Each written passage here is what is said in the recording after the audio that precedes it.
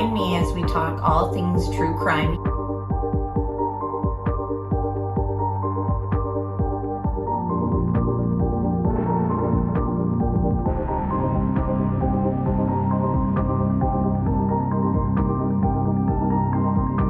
Made contact and shattered. The missing 4-year-old. The parents have called in and advised that the mother has went through a wall, came home, now they can't find her. Chad, where are Lori's kids? They've been missing for 4 months. You have nothing to say? 4 were stabbed multiple times and were likely asleep during the attack. Some had defensive wounds. Most of them had just like one that was the lethal stab wound. Oh, what a tangled web we weave. Once I told a lie, and I told my family, I had to keep lying. But sure, I mean, is it deemed? We haven't cleared anybody.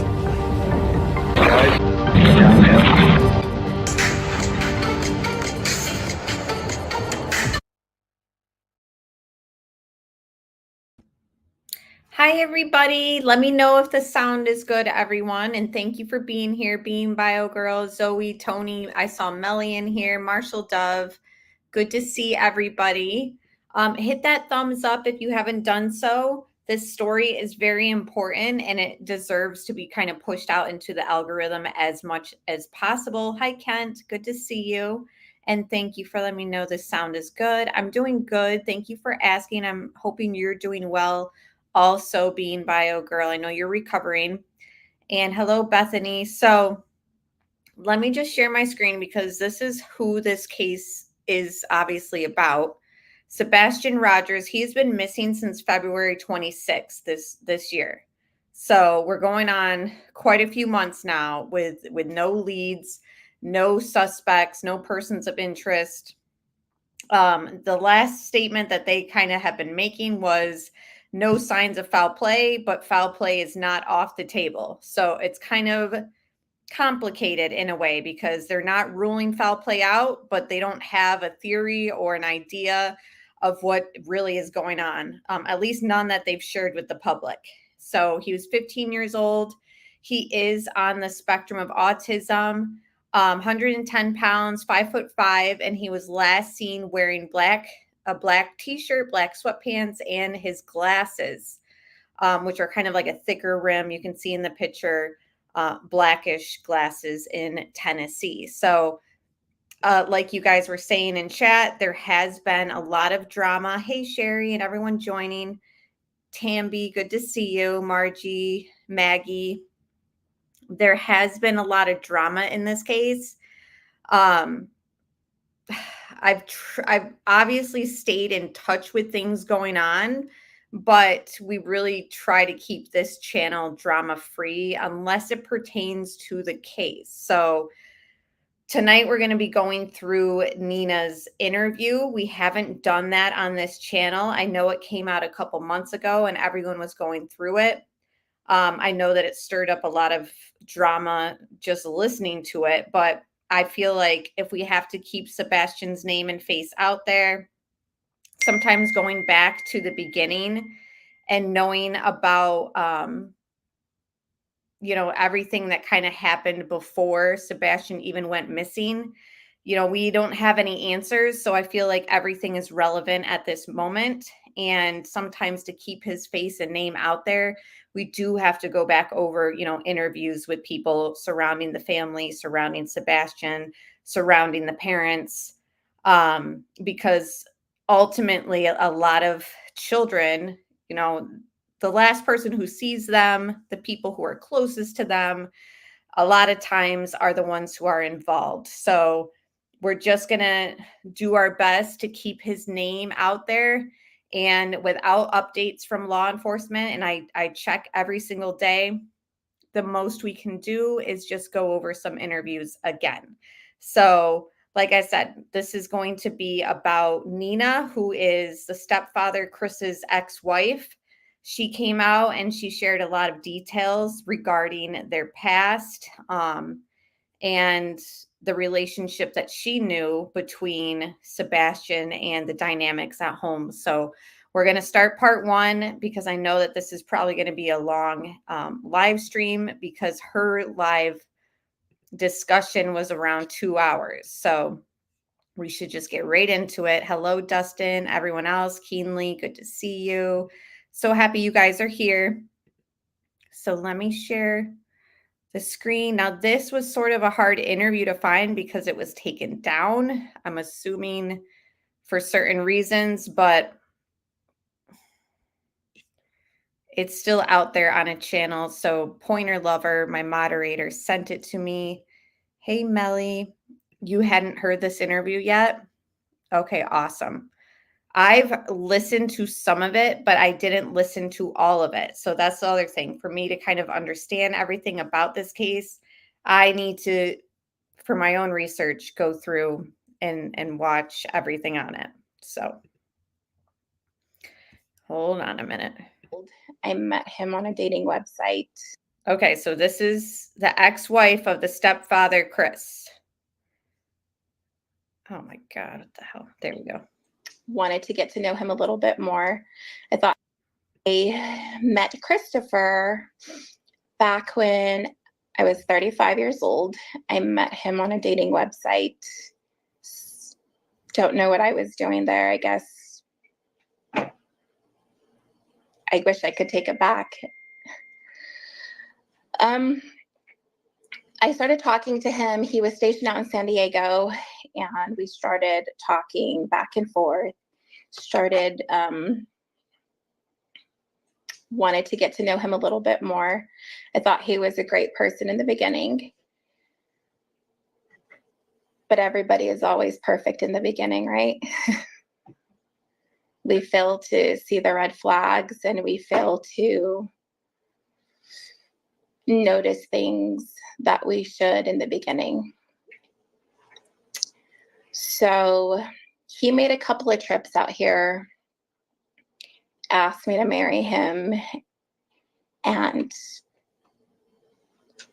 I made the mistake by saying I do. So we got married. Now, if I remember correctly, I believe Chris was cheating on Nina with Katie. Is that true, guys? Do you remember that? Eventually, we moved to San Diego. I wasn't really ever prepared to move away again from New Mexico. I had went through a divorce a couple years prior to meeting Christopher. And my first husband was military as well, but I was married to him for 9.5 to 10 years, almost 10 years. We made it. He's the father of my other 2 children. And I told him that, I was remarrying and we were moving to San Diego. And he wasn't really for it. He was kind of against it due to the fact that he was stationed out at Fort Bliss, which is in El Paso, Texas. And that's about like 3.5 hours from Albuquerque. So he was, he would always see his kids like every weekend. And he's like, how am I going to see my kids? And I said, well, we'll figure it out. So we packed up after we said I do. I don't remember the exact date when I got married to Christopher, and maybe that's a good thing. We moved into the naval housing out there, and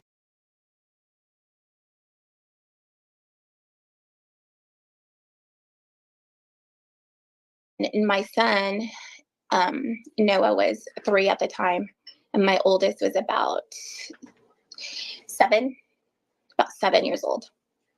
And she was telling me 7. So I thought everything was great in the beginning. I mean, everything's always perfect, like I said. And then I started seeing bits and pieces of how Christopher really was. I was a stay-at-home wife. Due to my son being so young, I wanted to, enjoy those years with him. Then my daughter went to school right down the street. So I was home every single day. And it just started seeing like Christopher changed like night and day. It was awkward. I felt really uncomfortable after a while. We would argue about just the smallest things. And a lot of it also had to do with how he disciplined my children.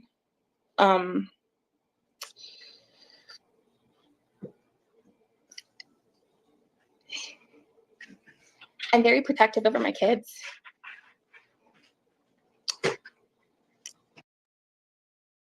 Okay, so they met on a dating app. She has a son previously. Chris, she met him and he seemed like a nice guy. And then instantly, as soon as they were married, she starts seeing a difference in him. And hello, Bella, and everyone else who's joining.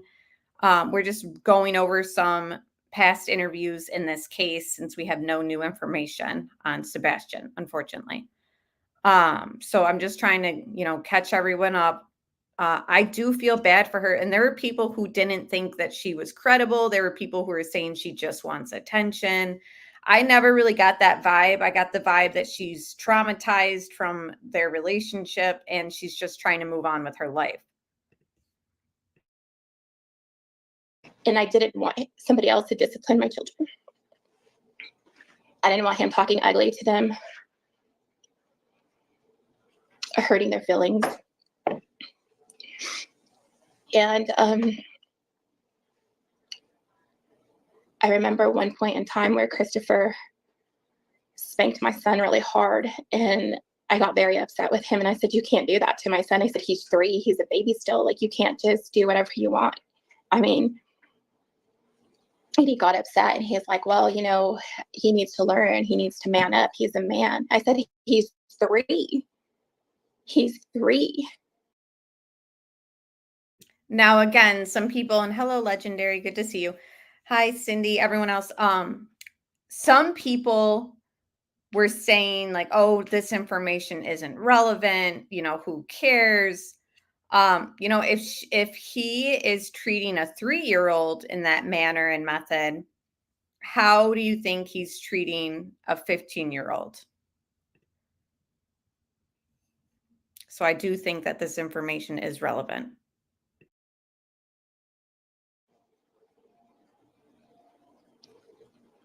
And as time went on, like, I could see him getting more aggressive and more aggressive.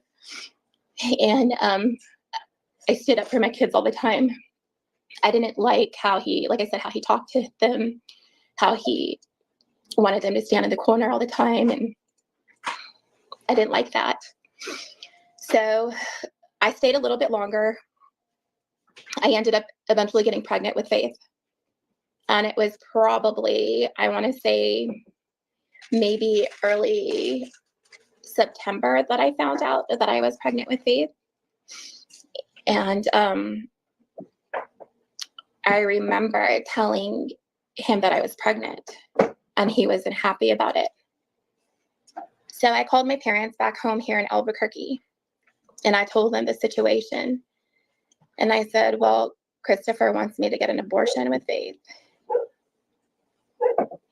And my parents said, "No, you're not."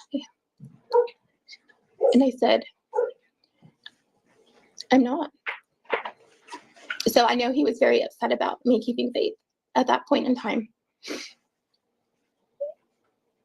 So I came home. My grandma had gotten very sick, and I decided to come home. And after that, I just kind of stayed here in New Mexico, because at that time we were getting along and we were just like newlyweds, and that should have never happened. But I saw things, like I said, that were just, it wasn't right about him. So I moved home and I did my whole pregnancy by myself. And so I finally, my friends back there in California, my neighbors right across the street, were actually calling me. I had one good friend, which is still a really good friend of mine to this day.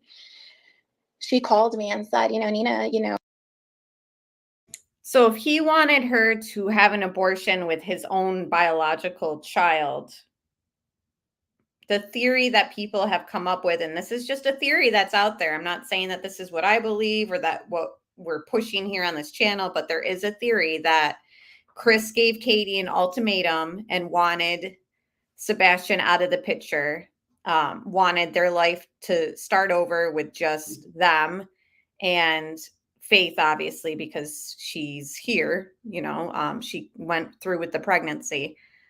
So it's just interesting, listening to the ex-wife talk about how he didn't even want his own biological child.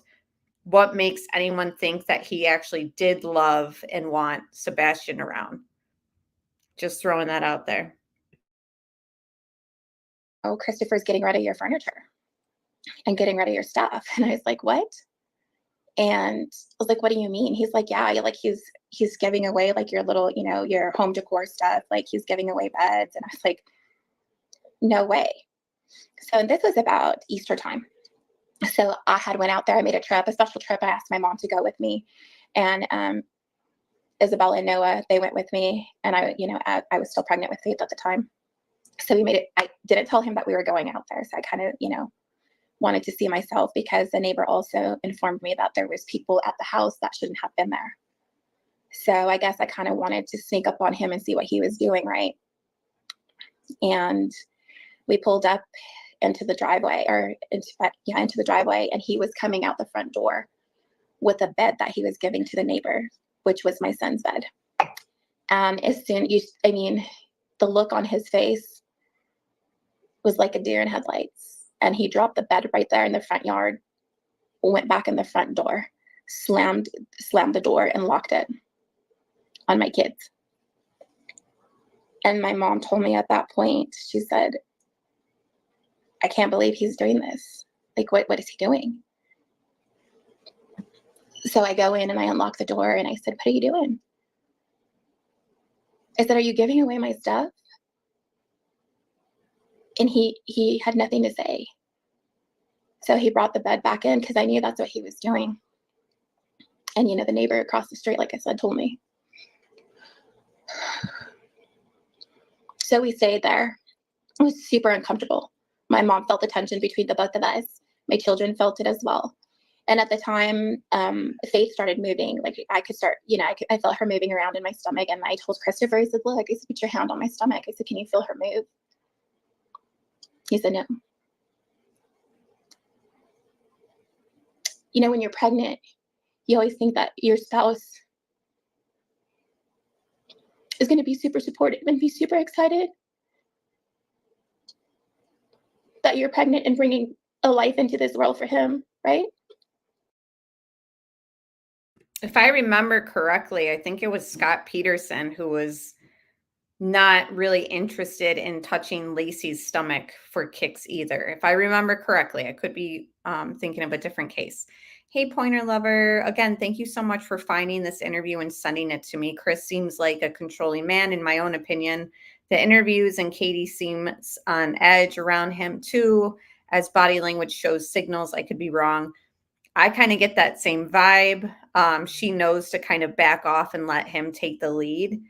And I don't think it's because she wants to. She just knows that that's what he prefers and she wants to please him. Honestly, I feel that Chris's discipline tactics are his own pathetic insecurities. A lot of these abusing men are weak and probably suffered themselves as kids. Yeah, I would love to know more about Katie and Chris's upbringing. Yes, it was Scott. And hello, Ambi. Good to see you. Hope you're doing well. Hi, Alan.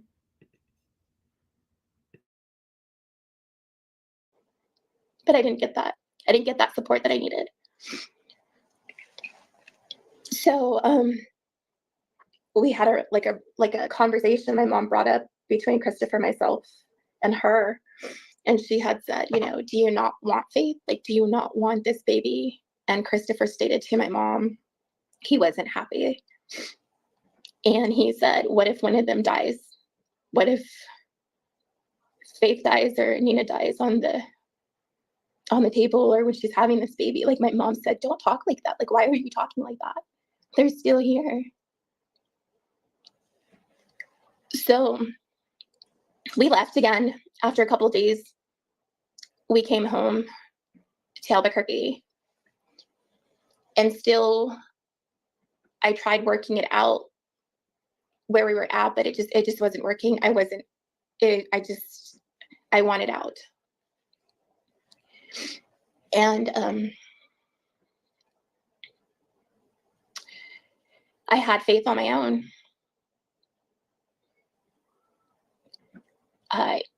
Christopher called the hospital. I told him on June It was June 1st that I got admitted into the hospital. And Faith arrived like at June 2nd, like about 3 or 4 in the morning. And he kept calling the hospital and kept calling the hospital and saying that my wife is in labor, she's there. But Christopher was just so, he was just so rude and hateful and just, I mean, he wasn't even there. So then he arrived a couple days later after Faith, I had Faith, and he was, the doctors and the nurses there were on high alert due to the fact that they heard Christopher over the phone on how he was being disrespectful to the nurses that were on call that night, as you know. Yes, I agree with your statement, Dustin. All these men have a certain level of psychopathy to start. They just disguise it well at the beginning of their relationships, and once they get comfortable, the insanity begins and the child suffers. Yes, and that's pretty much what she was describing. She thought he was a nice guy at first. Soon as they're married, it was like night and day. So he doesn't, the thing that's throwing me off, he didn't want Faith, but yet now he's fighting for full custody of Faith. I was waiting to have her, and I asked that they not give him any more information. So he arrived. I had Faith. He arrived a couple days later, like I said. And you could just tell the look on his face, like he wasn't happy at all. Like, didn't say, hey, you did a good job. Didn't say, I'm so happy that you brought my daughter into this world, like nothing. And I remember my sister was holding Faith, and she had to ask Chris, do you want to hold her? She said, I guess. So she handed her over to Chris. And he stayed there with me for a couple more days because I had a C-section. And on one of the occasions, I can't really recall what was happening, but he was raising his voice and he was talking to me very disrespectful in front of one of the nurses. And she had told him, look, she just brought life into this world. She just got major surgery and you're yelling at her, and I have a problem with that. She said, if you continue to do this, I'm going to have to tell social services to come down here, and I'm also going to have to ask you to leave the hospital and not return. So at that point in time, can you imagine like how embarrassing all this would be, like seeing your husband treat the staff that's taking care of you after a C-section this way? Like, it's just, I do believe like women suffer birth trauma. And I think that having somebody there with you who's somebody like Chris definitely probably made it much worse for her. I think so too, Tony. I do think that Chris is a narcissist. And that's the other thing is, I think that that's why this interview is so relevant to everything going on, because it backs up our own suspicions of him. Like when he's on panels and he's, calling in, and just the way that he kind of behaves from what we've seen, we've kind of been like, this guy like seems to be a control freak. Like he seems like, he wants to kind of spin the narrative himself and be in charge. And I don't think that it's because of, goodness to find Sebastian. I think it's to keep things orderly with their stories. he kind of calmed down after he heard that. But unfortunately, that didn't last very long. He continued to do that. So yes, Pointer Lover, they did. A lot of them were saying like, oh, she just wants attention. Why is she sharing this stuff? She just wants attention, blah, blah, blah. And it's like, I think there's a lot of different reasons why she felt like she needed to share all this. And one of them, it was just to unload everything that she's had to deal with him.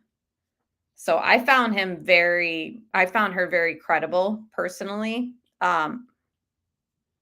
Maybe some of the topics that she speaks on, she should have left out, but everything that she's kind of explaining about her marriage with Chris, I think is interesting.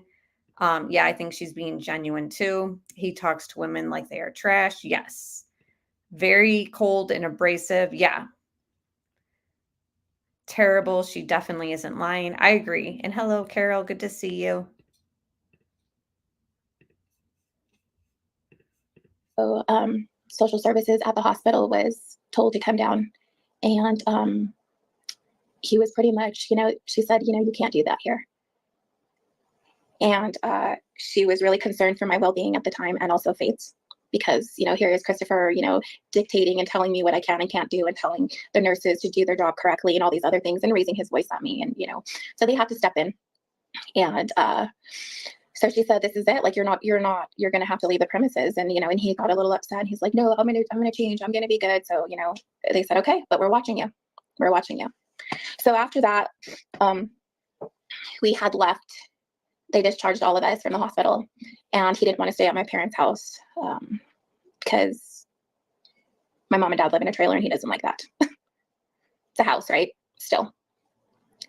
So he rented a room at Kirtland Air Force Base, and they have like lodging there, which is like a house, old age housing, and we ended up getting one of those.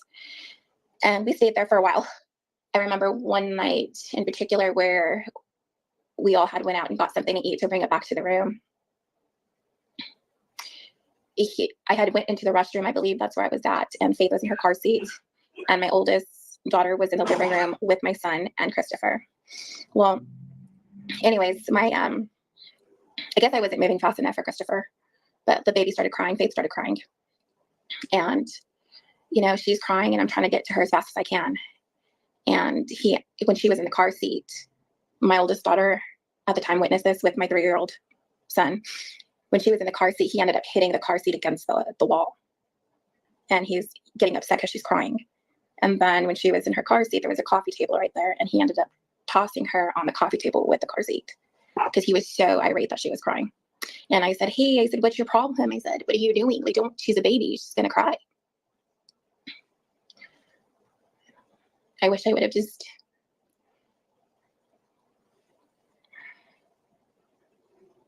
I wish I would have never met him.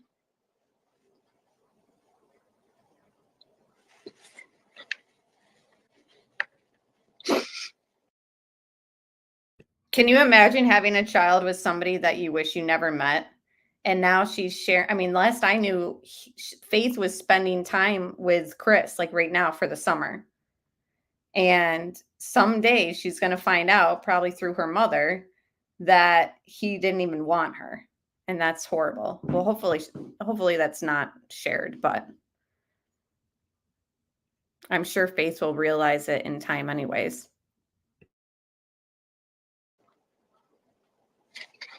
I'm sorry. I should have left a long time ago, because no children ever deserve this. My kids didn't.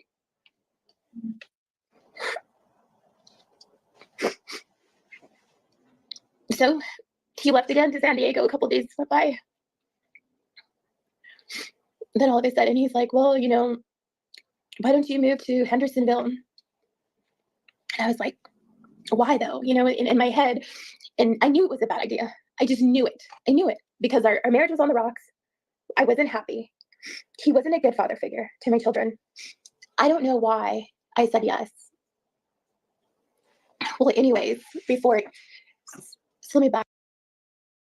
So again, bringing it back to Sebastian and why Katie would have Chris around her son when an ex-wife is basically saying how horrible he treated her own kids, including his own biological daughter, and that he wasn't a good father figure. So we haven't heard Katie or anybody say otherwise since Sebastian is missing, that Chris wasn't a good father figure. But I don't know. Can we assume that because he wasn't a good father figure to Nina's children, that he wasn't a good father figure to Sebastian? What do you guys think? Back up. So before he left back to San Diego, Faith ended up going back into the NICU. She ended up getting jaundice, and she went back to the NICU. So she was in the NICU, I want to say, for a week to a week and a half. And that was when Kathy, Chris's mother, came out, flew down with her brother, Duran, Duran guy, or they call him Big D. They came down, and she was in the NICU. And that was when I felt like a plan was made, because like I said, our marriages it was on the rocks. And one of my neighbors had told me in San Diego, they had warned me, they had said, Nina, be careful, because Christopher is coming up with a plan with his mother. And they're planning on taking the baby away from you. And I was like, what? Like, thinking to myself, it can't be true from somebody that's supposed to love you, right? Like somebody that you're supposed to share your life with. Like, why would he want to take the baby away from me? And she warned me. But I was like, no, why would they do that? So then after Faith got out of the NICU, we were no longer staying in base housing. We were staying at one of the NBC suites down here. Then his mom came up with an idea. She goes, well, since you guys, we'll be moving to Hendersonville. And I was like, nah. I felt like, okay, well, maybe. And he's like, well, you'll get help. You're going to get help from my family. And, but I was already getting help here from my parents, with my other 2 children that they helped me raise. So that I went along with it. Like I said earlier, even though I knew it was wrong to go, I still went hoping that my marriage would work out. So she ended up taking Faith, although I was against it. Kathy Bowersox and her brother Duran ended up taking Faith. And my mom and dad were like, my mom started crying. She goes, why are you letting them take the baby? And I said, because Christopher said that it's going to be too hard for her to travel, to travel. And I'm sorry. They went back. So Kathy and Big D went back to Tennessee. So 2 weeks later, about 3 weeks, maybe 3 weeks later, Kathy ended up coming back by herself. I do apologize. She came back by herself to pick up Faith. She was here in Albuquerque for one night. And I was, even though I was against it, I let her go with Kathy, because Christopher said it was going to be too hard to travel with her being a new baby. So he came out from San Diego, rented a U-Haul, packed all our stuff, and we pretty much left. And that's how I ended up in Hendersonville, Tennessee. That's when my whole life changed. That's when my nightmare happened. We lived with his mother and his stepfather, Terry, for about a good month, because our apartment wasn't going to be ready until the end of August, about the end of August. So it was really uncomfortable living there. Terry and Kathy would always bicker at each other, and she'd be bickering with Christopher, and, my kids were a problem, an issue. It was always something. I felt really uncomfortable, and I wanted to come home. I just wanted to come home to everything that I knew. I wanted my mom and my dad, even though I was a grown woman. I needed that. So we all had to get along, tried to, for the most part, but it was just an awkward situation. I always felt like we were the outcast. Never felt accepted by the Proudfoots or the Bowersox. On one occasion, Christopher was cutting my oldest daughter's nails, and she didn't want her nails cut. And Christopher, grabbed a hold of her hand, and she pulled her hand away. And my daughter at the time had braces.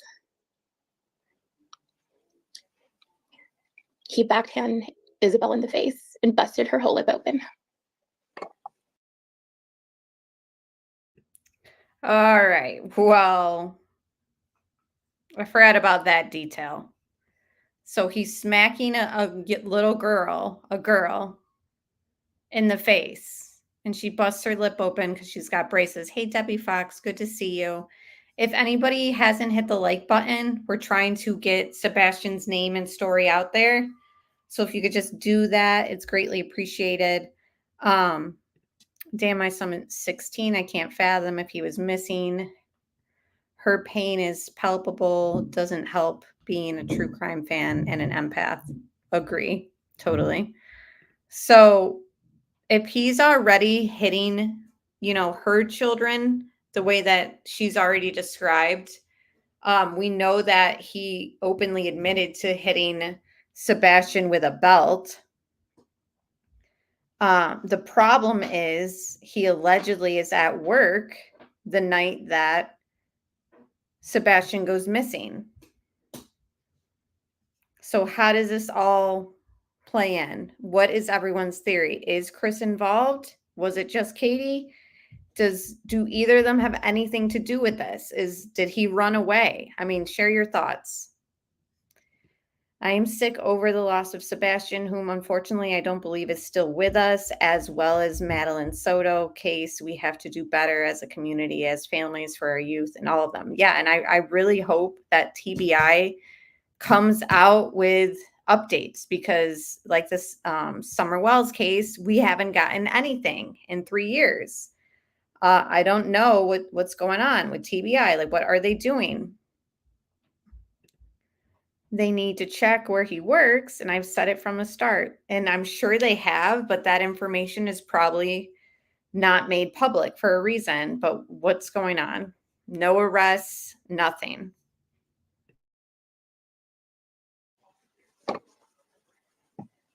I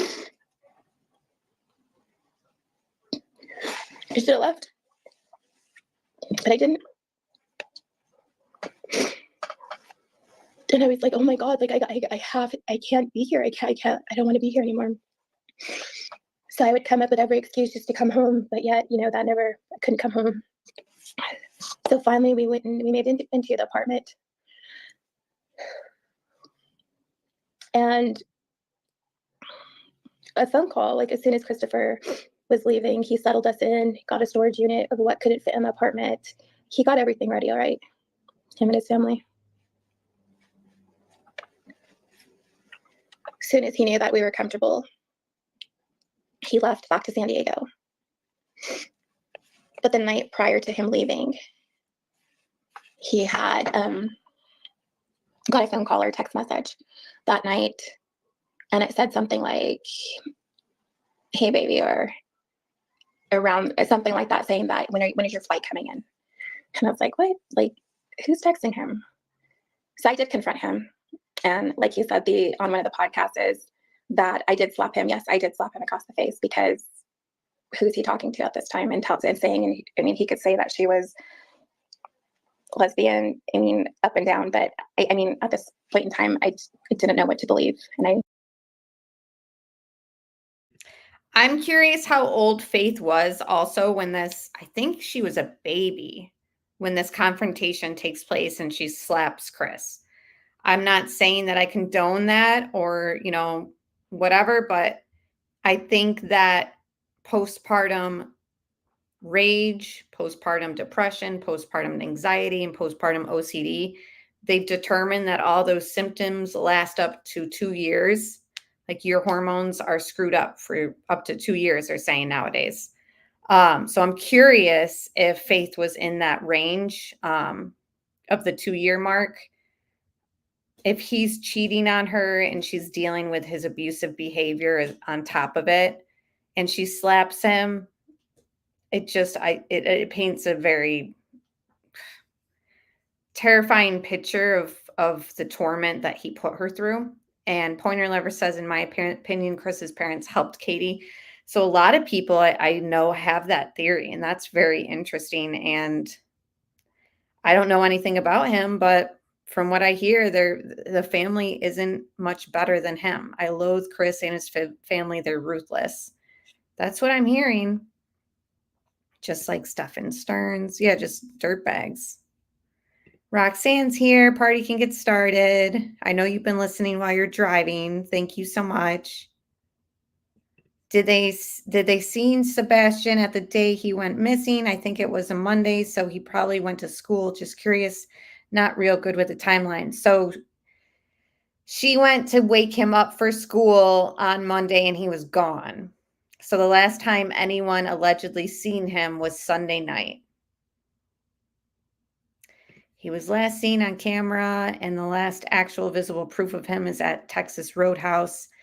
On that Sunday evening, there is a silhouette removing trash at 7 p.m., but it cannot be identified. Right. So I almost call Texas Roadhouse the last proof of life, because outside of that, like you said, it's a blurry, grainy video of somebody taking the trash out and a mother who's claiming that she spoke with him as he's falling out of bed and stuff like that. And I just don't know if her proof of life stories are reliable. Carol, or Being Bio Girl says, Carol, I never thought he made it home that day. Yeah, very toxic. So how can we just assume that Chris changes after this relationship with Nina and he's suddenly a better person, husband, stepfather? I just don't know if we can believe that. It's like, okay. So then after that following day, he finally left. His mother came to pick him up to take him to the airport. And he went back to San Diego. And I was left in Hendersonville with 3 children and pretty much no help from anybody. So I found a job. I had a job, and Kathy helped once in a while. And I needed to find a babysitter. So his biological father, Michael, and his stepmother, Linda, at that point in time offered their services and said that, they can take care of my 2 older children. And Kathy didn't want Faith going over to Michael's house. So she took care of her. And at that point in time, Christopher, we were still communicating. And like I said, our marriage was on the rocks. So my oldest daughter had gotten sick, and she has upper respiratory issues. So I took her to the emergency room in Hendersonville, and that's when Hendersonville transferred her to Vanderbilt. Is that what I believe that hospital's name is? And I was kind of frantic because I was like, well, what am I going to do with my 3-year-old son and with the baby? Like, who's going to help me? So I was, I called Chris and I told him, I said, hey, can your mom watch, Faith, or can somebody help me? Everybody was so quick to help me at that point in time. So Faith stayed with Kathy, and Noah Bryce went with his sister, Melissa. And I went with my oldest daughter. We got transported downtown. And so we stayed there. I can't recall how many days we were there. And Christopher had, I'd check on the kids, see how they were doing. And that point in time, I was like, okay, well, we got discharged, telling everybody, okay, you can bring Noah back, and telling Kathy, okay, I'm going to be home so you can bring Faith back. Thinking that my children were going to come home to me. I get back to the apartment complex, and I pulled into the parking lot, and I see Melissa just pulled in right next to me. It seems like they were already there waiting for me to get there. And then she said, I can't stay. I would love to stay, but I can't stay because I don't know what they were doing. And she just, my son gets out of her van, and then we walk inside, and I was waiting, for Faith to get there. And we weren't there but less than maybe 5 minutes. And I hear a knock at the door. And I was like, oh, great, Faith is home. And it was Kathy's friend, Patty, that's an attorney. And she said, are you called me by my real name, Gomez? And I was like, yeah. And she said, you've been served. She said, you have a protection order against you. You can't see Faith. And Chris is filing for divorce. And I was like, what? So then I go back, thinking like my heart just drops. Like, what? Like, is this a dream? Like, this can't be happening to me. Like, this cannot be happening to me right now. So then I get on the phone and I try calling Chris, and he didn't answer. And then I was like, rushing around, and I get my kids in the truck, and I go to the Gallatin police department, and I, was ringing the call button. And like finally 30 minutes later, somebody shows up, and I told them what happened, and I showed them the paper, and they said, yep, we can't help you.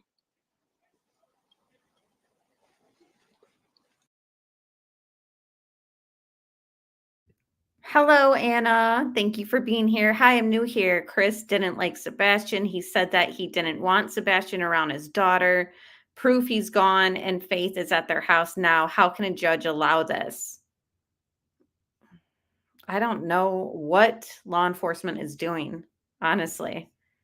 What is the tactic? What is the plan? What is the avenue they're going down? Are they completely lost? They could also set up their phone alibi by simply calling one another and leaving their phones on. And if TBI has not done a physical extraction and looked past the core basic info, they won't see it. I wonder what they have done, because I know that they've searched the vehicles of theirs multiple times. Katie came out saying that they searched hers twice. which I find interesting. You would think that one search would have sufficed. I feel so bad for Nina. Not only did she go through this, now she has to worry every day that Faith is with those two. Right. And that was something that we kind of talked about behind the scenes. Like, can you imagine having to share custody with this guy and sending your daughter to go see them for weeks at a time? You know, Sebastian's missing. What exactly happened? And you have to just leave your child with him because he's the father. It's just, I think something happened to Seth possibly. Don't think he just vanished. Then Chris and Katie leave in the RV. Makes no sense. Everybody is still a suspect in my mind. Nobody's been cleared on my board or even in law enforcement's. I think Katie and Chris know what happened to Sebastian, even Seth, in my opinion. Wow. Yeah. A lot of people's opinions changed about Seth too. Tennessee is more messed up than Alabama.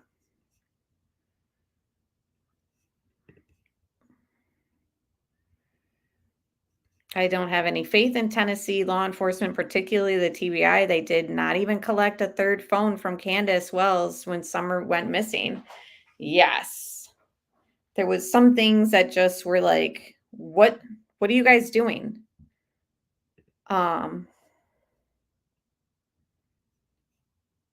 Roxanne believes that the parents know what's going on too. The only opinion, this is only my opinion, but I have followed a lot of true crime cases, missing individuals, etc. I've seen the deceptive practices people use. I recognize flawed investigations and alibi building. Yes, and I'm usually right on board with a lot of your comments, Carol, when you leave them in my comment section. For sure. CPS gave this girl I knew in high school back to her kids. Oh, how many cases have we seen where we come to find out CPS was involved? They're useless and they need a whole reloaded and overhaul. The fact is Katie Proudfoot had the means, motive, and opportunity to remove Sebastian from the house undetected, and in my opinion, did so. This is only alleged. She's innocent until proven guilty. Absolutely. In my opinion, Seth is not involved and doesn't know. As much as I say everyone's a suspect, something about my gut doesn't really fall towards Seth knowing. There has been some interesting stuff that has come out that's been like, oh, kind of eyebrow raising. But ultimately, my gut is telling me Katie and Chris know more. But Being Bio Girl says, I think Seth knows more than we think. Hi, Laura, and thank you so much for that super chat. I love it here. Only second time watching. The host is very respectful, and it's great how you stop to explain your thoughts. Keep up the fabulous work. And then green hearts for Sebastian. Yes, it was his favorite color, and thank you so much. I really appreciate that compliment. Yeah, something's very wrong.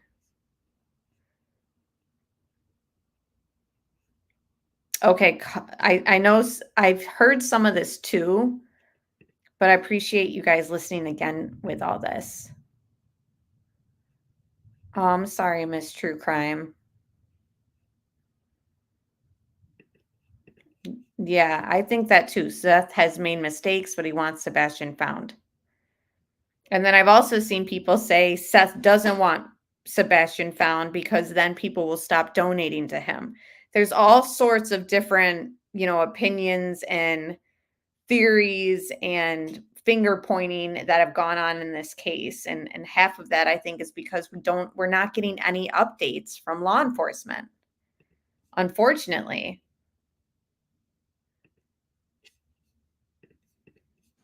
All you can think about is my baby. Like, how am I going to get my baby back? Like, why is this happening to me?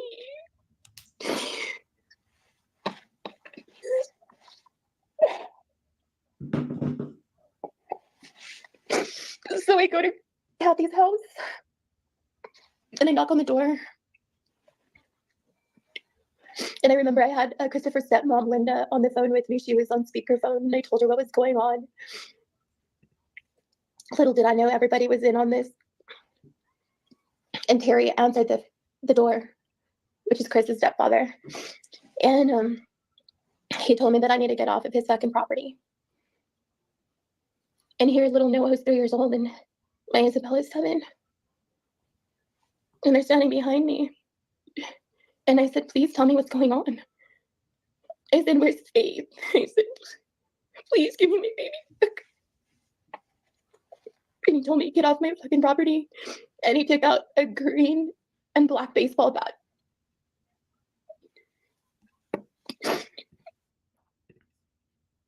So she's there trying to collect, her children or figure out what's going on with their child that they share together. And he brings out a baseball bat.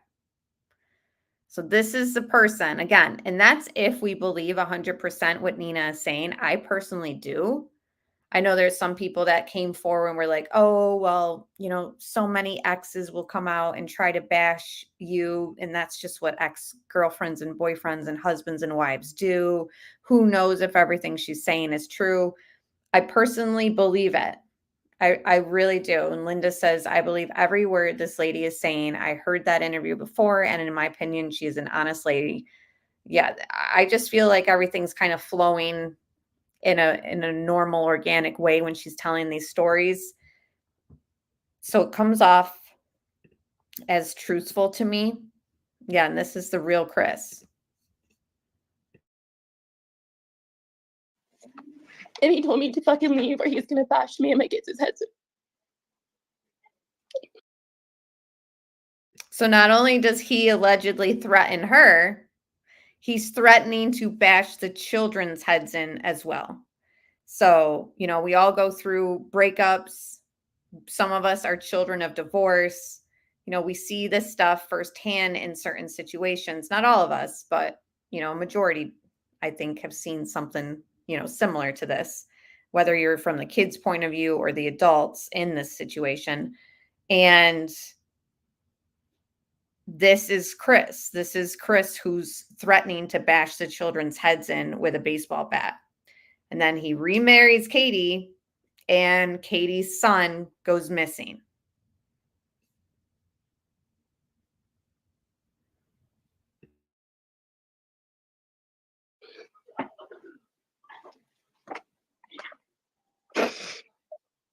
So me and my kids walked out to my truck and we got back in it. And I was like, oh my God, what do we do? This is a nightmare. What am I going to do?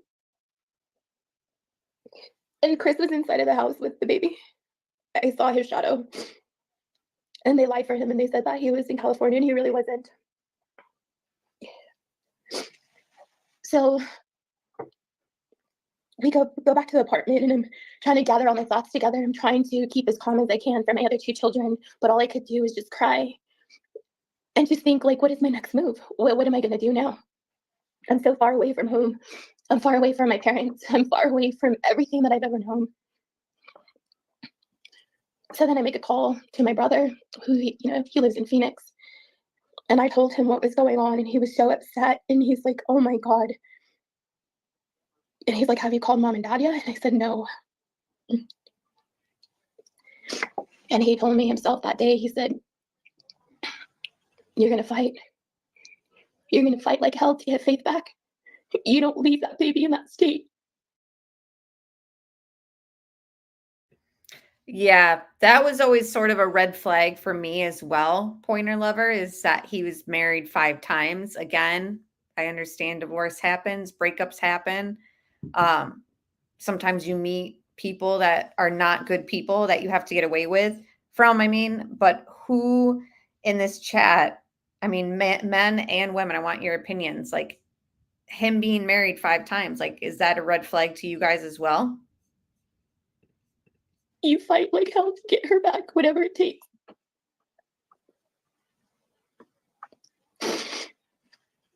And that's what I did. I called my mom and dad, and it had to happen after midnight here, so about like 1 something our time there. My dad answered the phone, and I couldn't talk. All I could do was cry. I couldn't get the words out, and finally he said, calm down. Please calm down and tell me what happened. And I told him, I said, Daddy, they did my baby.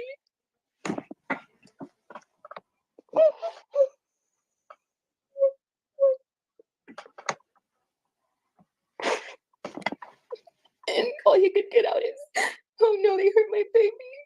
And he started crying. And he woke my mom up. And he said, you hang in there, we're on our way.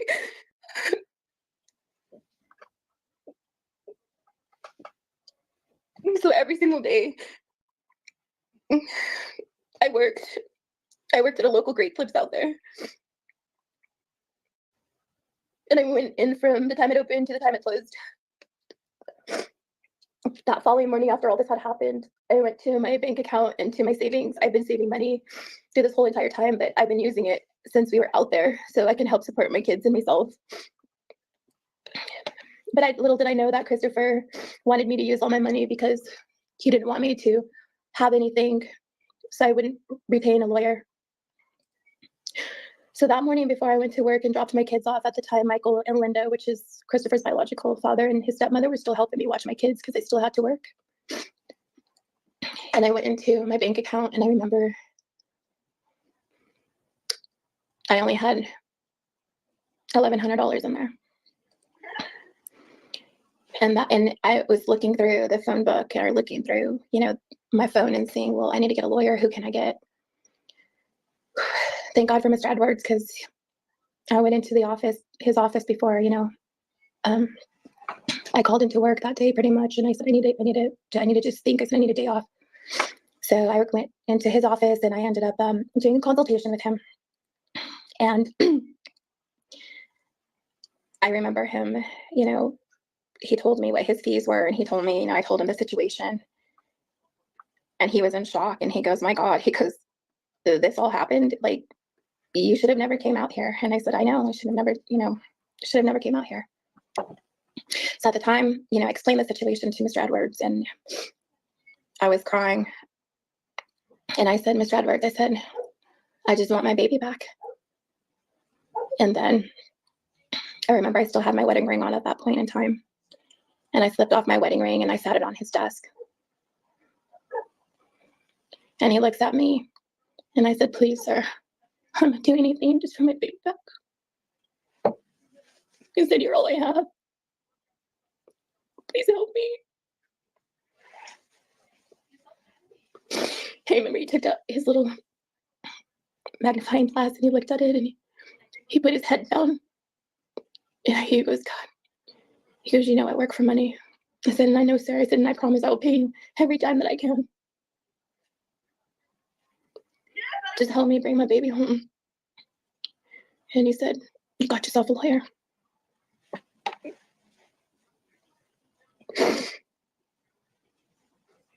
And he fought. He fought like hell for Faith.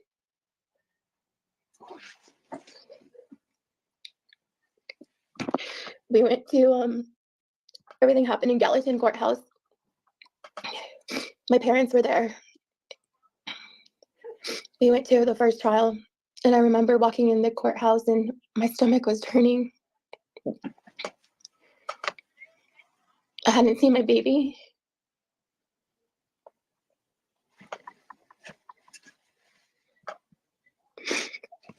And they had my baby there. Just in arm's reach, and I couldn't even hold her, and I couldn't even kiss her, and I couldn't even tell her I love her.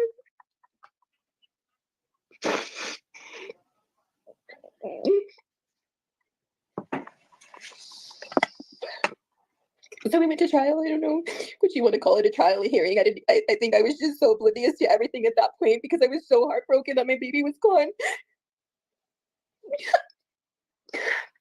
And we go into the courtroom, and all I had was my dad in there. And their side, all the benches filled up with his family being loud and laughing. And it was just my daddy and me and Mr. Edwards.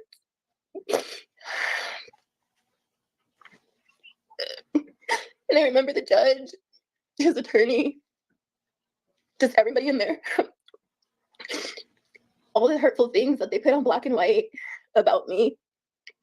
Just the eyes glaring at me and making it seem like I was a bad person.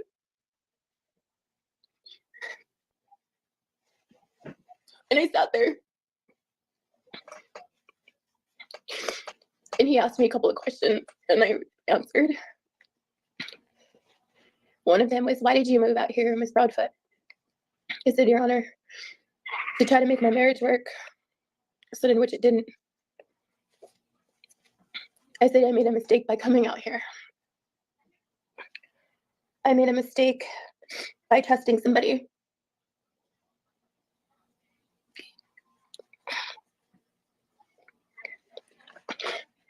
And I said, if I could change back the hands of time, I probably wouldn't have even came out here. And they did whatever they were doing, and then the judge, said that I only had visitation with Faith, and they all had to be supervised. So then the supervised visitations started happening, and so all this because she smacked Chris and he got a protective order. See, I see tears. Like I see her wiping them, and then I see underneath her eyes, it's like wet. But, again, everyone perceives her differently. The napkin is still dry. Yeah, I mean, it's not crumpled up and super wet, but I don't know. I just don't think that this emotion is faked, in my opinion. Hello, Tanya. It's good to see you. Thanks for being here. Yeah, I see real tears too. They're not like pouring and streaming down her face, but I don't know. A lot of people have said things about his family and their ties to maybe knowing law enforcement and stuff, but haven't seen anything concrete come out.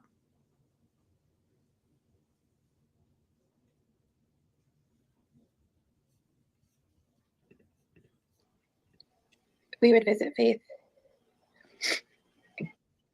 And I remember one visitation that had happened at a park. I can't recall the park's name, but there was a duck pond and really nice playground for the kids. And I remember Kathy showing up with Faith.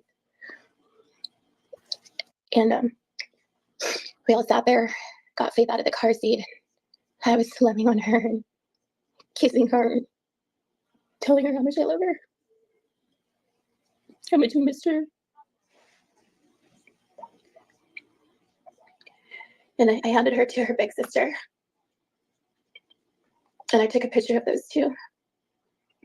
And my oldest daughter was crying.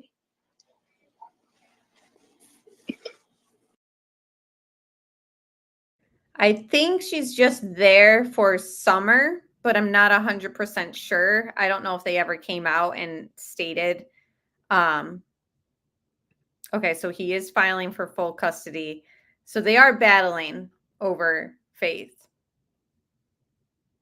Yeah, she's been through so much trauma with Chris and his family. Yes.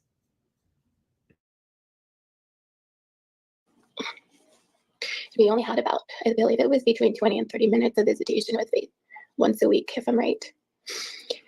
There's a lot of things that after so many years, it's hard. Like I just remember like the big things that happened, and that was one of them. It was between 20 and 30 minutes. And my son was there. And then Kathy got her ready to leave. They had to leave first, and then we left after. I remember holding my son and my daughter's hand, and we're walking back to my vehicle. And my son started crying. And I started crying, and my daughter started crying. And he said, Mama, I'm going to run super fast, Mama. I'm going to go grab Faith, and you meet me on the other side of the park, Mama. I'm going to run so fast, and then you drive off, Mama.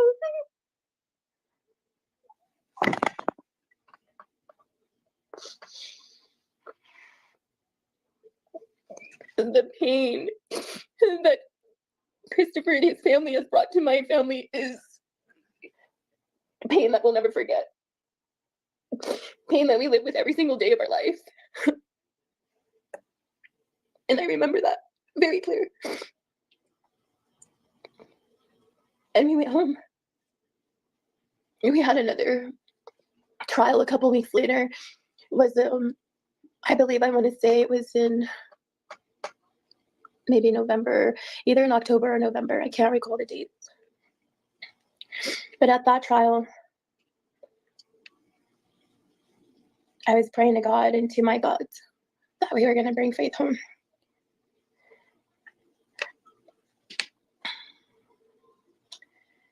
And we went to that courthouse, and with my mom and dad and Isabella and Noah. At this point in time, my mom was going to testify against Christopher. My daughter was going to testify against Christopher. And they had said, his lawyer at the time had said, don't let her daughter testify. And so we went without nobody testifying that day.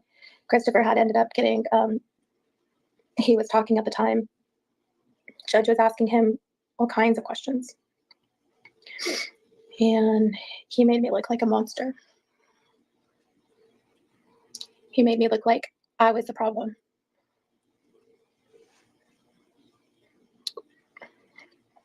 He made me feel awful about myself and saying all these things in front of these people that weren't even true. It wasn't even true. And then it came to my attorney talking. And at that point in time, I was just like, gosh, like, oh God, please let a miracle. Just like, let this just be over with. When people tell lies and when they say hurtful things about you, you just feel so disgusting about yourself. And that's the way I felt. And I remember we needed to break and come back. And Mr. Edwards at that point in time went into the chambers with the judge. And I don't know what was being said, being done back there, but he was in there for a while. And he ended up coming back out. Court was back in session. Everything was, we were going back and forth again. And at some point in time, the judge just had enough. The judge was done hearing everything that had happened. And Christopher, was speaking, and the judge just said, that's enough. Like, I don't want to even hear what you have to say anymore. He's like, you premeditated this. This was premeditated. You knew exactly what you and your family were doing. You brought this woman out here with her children, and you guys knew exactly what you were doing. And he said,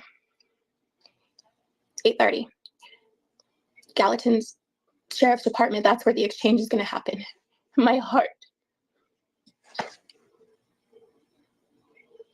just dropped, like, and my attorney looks at me and he said, you just won. You won. And I wanted to scream. So after being in chambers with this judge for a while, the judge still decides with the mother, and she gets Faith back. So I feel like there was probably a lot of attempts of manipulating that judge in the chambers to keep Faith away from her own mother, Nina. Anna said, you think the judge would not let Faith be at the house since there's a missing child from the same house. So Katie is playing stepmommy to a non-autistic child now. Yep. There's pictures of, and I don't say that, I don't condone this, but there's people taking pictures of Katie and them. And yes, they have Faith with them. And again, it is interesting that Faith is spending time with Chris, with the missing child Sebastian, but without, an arrest. I don't know if the judge could keep her away from her own father.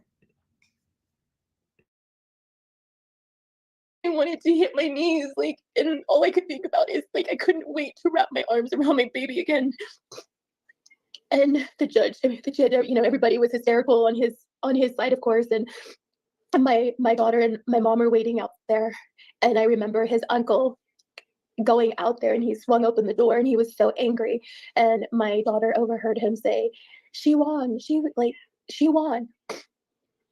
And I remember my dad was still sitting behind me, and and he had tears in his eyes, and he's like, "Let's go."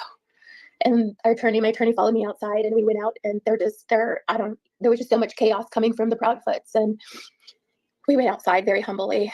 And he took us in back of the courthouse the other way. And right there and then I hit my knees. I finally could be relieved. Like a big, like, oh my God, we did this. And he said, 8:30, go pick her up. I said, thank you, Mr. Edwards. I said, I owe you my life to you helped me get my baby back. So then we went back to our truck. And we went back to the apartment. We packed what we could. And we pretty much left everything else behind in the storage unit. At that time, I didn't need anything, because I had everything I've ever wanted. So I remember my dad saying, "Come on, we gotta go." So we went to the sheriff's department,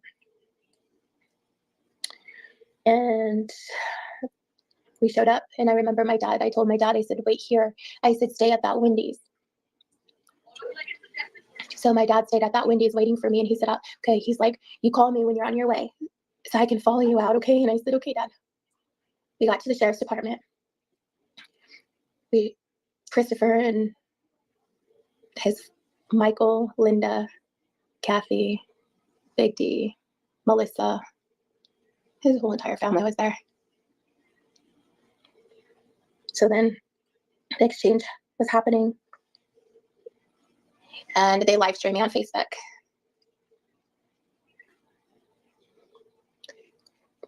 They said, "I can't believe the judge awarded her custody." I was just standing there, I remember, and I said, "Can I have my baby back, please?" And I remember his mother had her phone in her hand, or his mother, yes, and she had a brown paper sack full of diapers and a dirty bottle. And she threw it at me, and she said, "I think you're going to need this," laughing. And that's Chris's mother. Live streaming the exchange between the custodies of the child, throws the diaper and dirty bottle at her. Tony says, "I don't trust judges. My ex was oh my gosh, I'm so sorry. He got custody of my daughter for 4 years when she was 12 because his mom had money.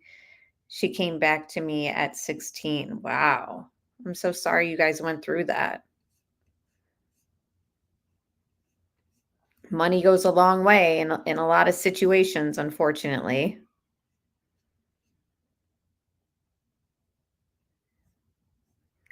Chris and Katie are guilty, in my opinion. I feel like that is the majority of people who are following this case think that. I really do.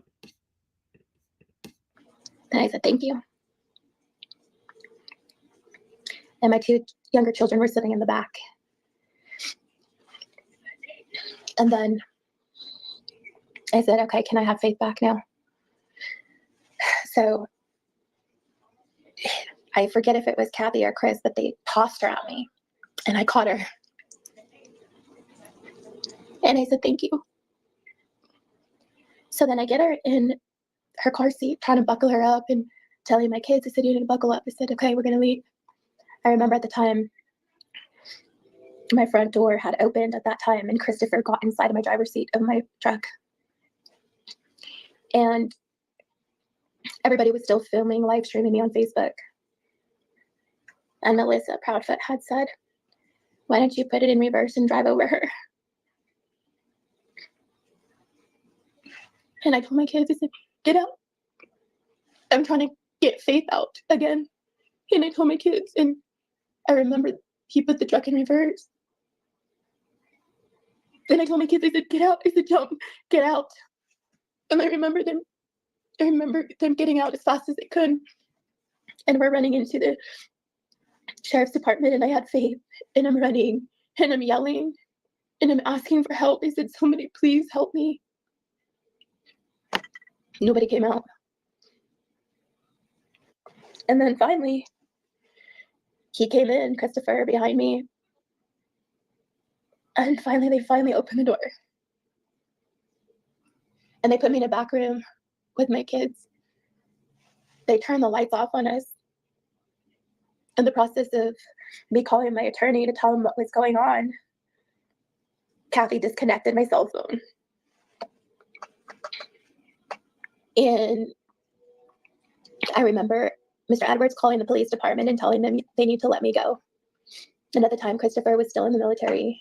And Mr. Edwards, I remember them telling him, you know, she needs to go because this could possibly cause Mr. Proudfoot his career. So at that point in time, I got escorted outside by a couple of sheriffs that were there. But I mean, they seemed like they knew each other, all of them, the Proudfoots. And I remember Christopher had asked one of the sheriffs if he could say goodbye to Faith, and I said, absolutely not. So I remember getting in my truck after I got the kids in, and I called my dad and I told him what happened. He was so mad. He goes, he was lucky I wasn't there. I'd have knocked the shit out of him. So I said, all right, Dad, I'm coming. Well, everybody followed me down the interstate. My dad and I were weaving in and out of traffic, trying to lose them. The whole family were following me and Dad about 80, 90 miles an hour. We were going down the interstate just to get away from them.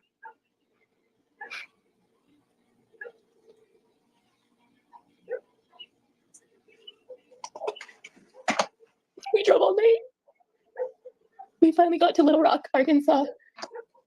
And Dad had asked me, are you tired? I said, I could see if I could try to sleep.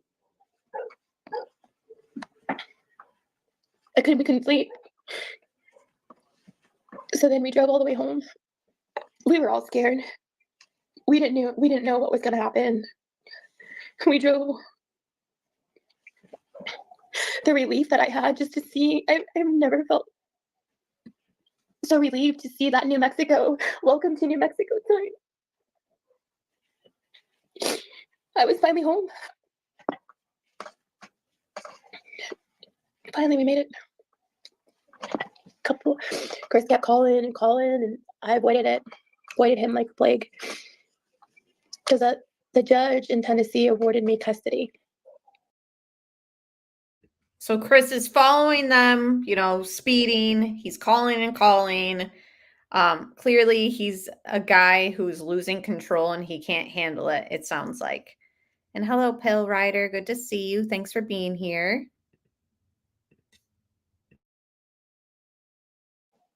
He had no jurisdiction over Faith or myself or my other two children.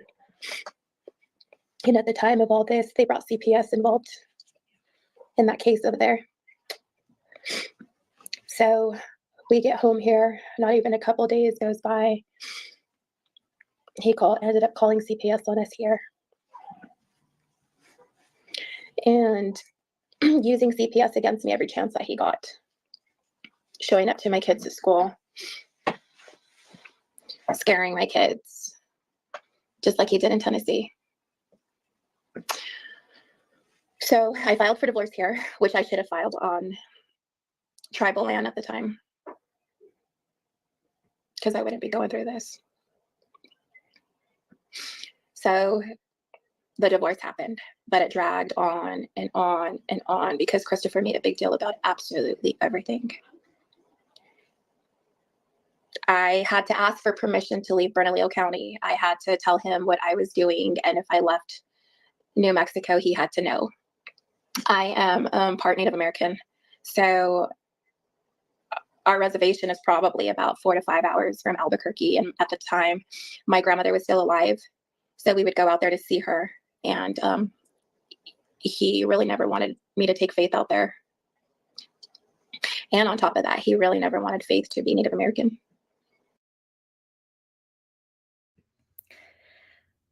Anna says, you can tell Chris is a liar. Something is wrong with you when you're still kind of young and you are on your 5th marriage. If I met a man like that, I'd run from him.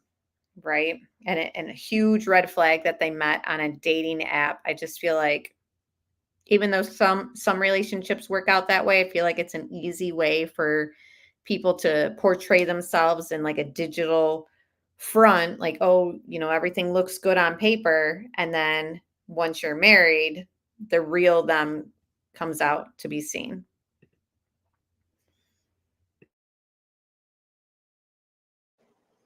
Christopher knew that I was Mexican American and also Native American, but he hated the fact that, and he still hates the fact that Faith is part Native American.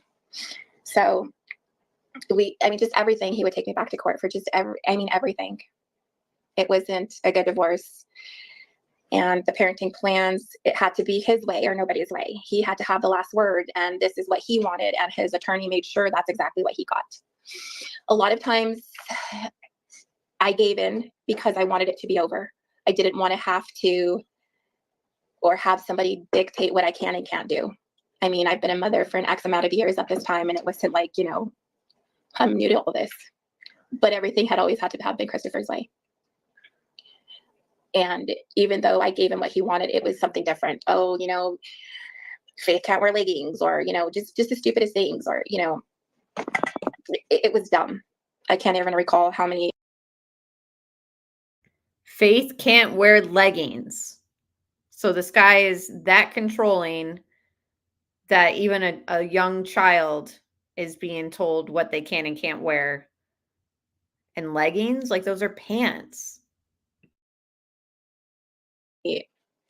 Hearings I went to with Christopher, it's been horrible. So at this point in time, I didn't really agree to the parenting plan. I didn't like it, but I signed it anyways, just because I wanted it to be over with. The divorce was finally final. And he was still stationed, I believe, in San Diego at this point in time. He was, if I'm correct, he was already living with Katie when we were still married. We were going through the divorce, but he had moved in with her. And I was pretty surprised how fast he moved on with his life. Like we never mattered. Like, Faith was, like, he never had a family. But I should have known that as well prior to the marriages before me, like how he just moved on so quickly with his life.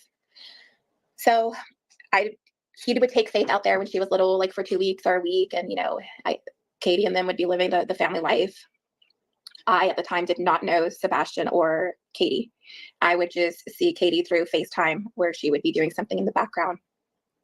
And I would ask Christopher, So you could almost say, was Katie somewhat rebound in a way?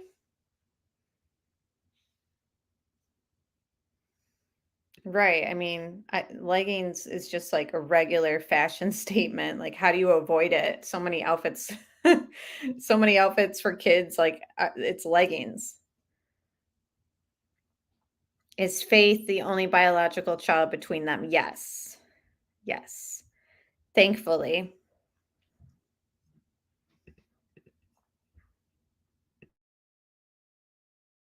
no, I would tell him, I can't believe you've moved on with your life so quick. Like who does that? Well, back and forth we would be going, with Faith. And I finally moved on with my life. But Christopher had made a statement the other night on one of the interviews, the podcasts that he was doing. And I didn't like the way he said this, how he didn't, he called move in with a man. Like, he knows this person's name. And he deserves to be called his name, not the man. And remind you, I've known Wayne for over 3.5 years. He was my client before we even got exclusive, like being in a relationship, before we even moved in together. He knew I had children. I mean, so for him to sit there and say that, he basically made it sound like he didn't know this person. He does. So here we are. Faith is 6. I'm still living in this nightmare that he's created. We live in fear every single day. We're constantly watching over our backs.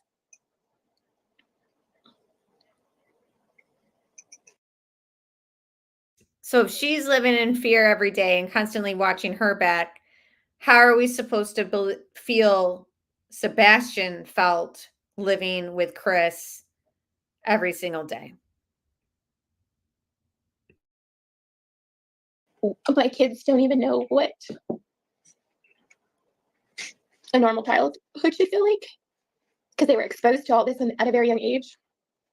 The awful things that other people could do.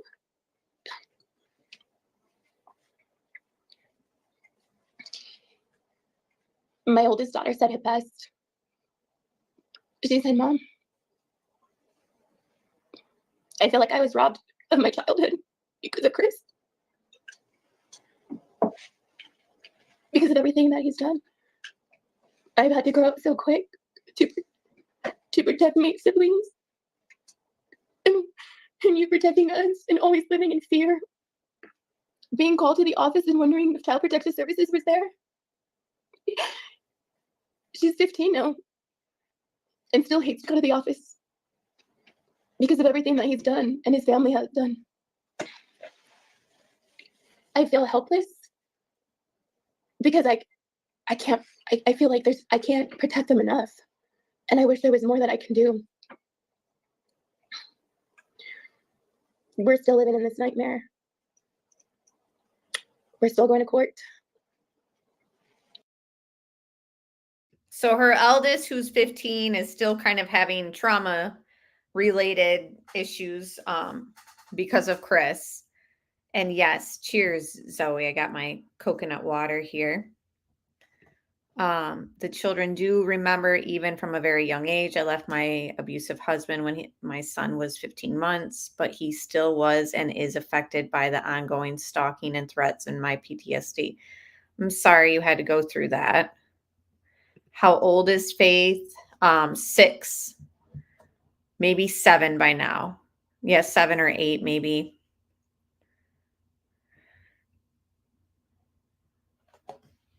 I know. That's the thing is I can't imagine he's changed drastically and is just this amazing father figure.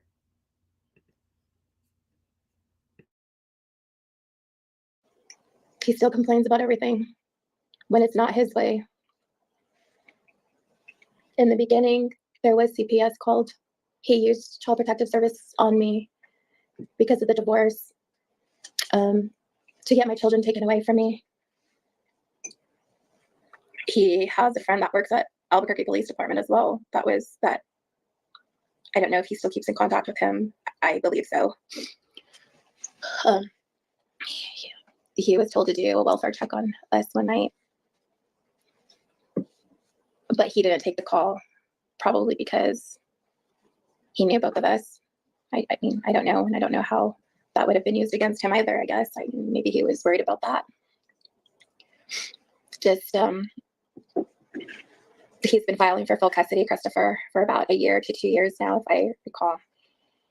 A lot of this stuff is just, it doesn't make sense to me. He's made a mess. He tells people that I'm unstable, that I need a psychiatric evaluation, that I'm pretty much crazy. It's been a nightmare.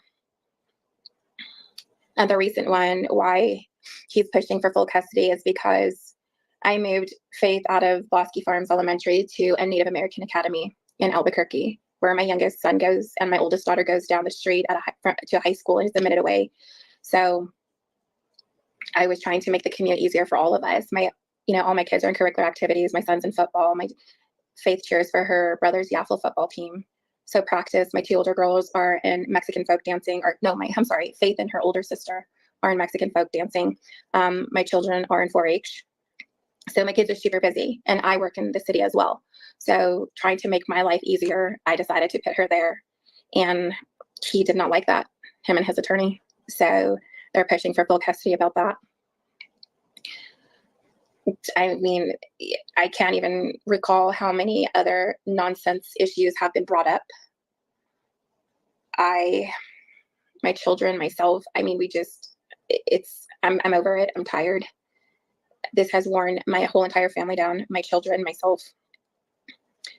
This is like the first thing I think of when I wake up and the last thing I think about when I go to sleep.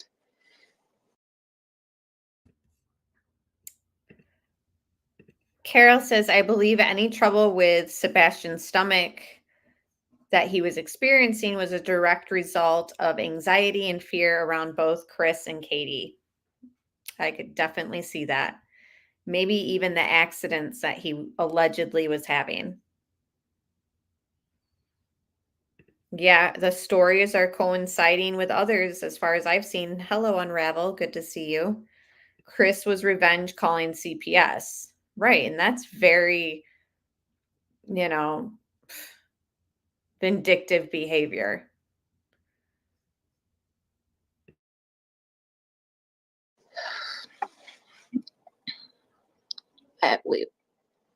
There's no words to explain this feeling.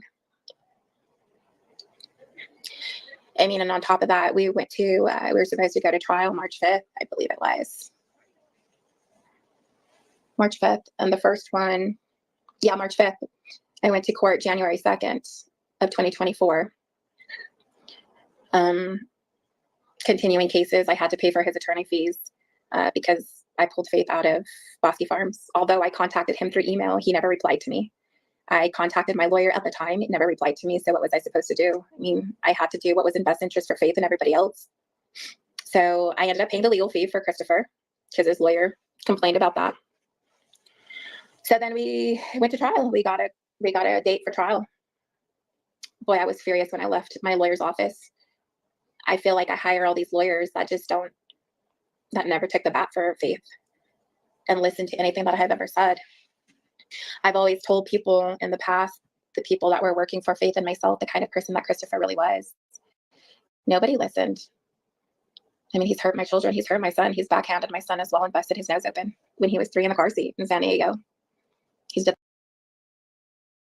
So he's hit her son when he was 3, busted his nose open. He's hit her one daughter in the mouth when she had braces, busted her lip open. I mean, and we're supposed to believe, I don't know. It's so hard. So does that mean that he had direct involvement with Sebastian's disappearance? I mean, I just think that this information is very relevant and eye-opening. Yeah, it shows he's abusive.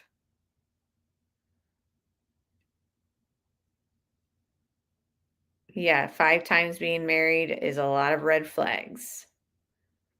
I would have been sick to my stomach around that man as well, if I can call him a man. The overgrown, angry, bearded boy and the bitter divorce lady would not make me feel safe. Chris sounds like JP Miller. This is like listening to Micah. What a piece of trash both of these men are. Agree. Totally agree. Stress and anxiety can cause so many health issues.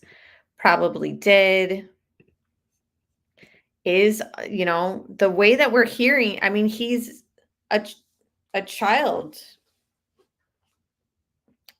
We can't say it because YouTube gets mad, but pretty much what we're all thinking. Like this right here, an add-in specifically to children and women. I think he and the girlfriend are both involved in Sebastian's disappearance. Do you mean Katie? Because that's his new wife. Yeah, I think so too, Melly. I really do. I think a lot of it might have even been verbal and mental as well, not just physical. Yeah, I know. And it's hard because I feel like when I first heard Nina's story, I was just like, why didn't she leave? Like, why did she put up with so much for so long? And it's hard to, I guess, understand how other people handle situations when we know ourselves we wouldn't be handling it that way. But now that I'm listening to her, I just see her as, he probably saw her as a easy target. Like he sees Katie, in my opinion. That to my daughter. He's hurt Faith in the car seat, like I said. It's fallen on dead ears. It's coming up on 7 years. Nobody listens to me.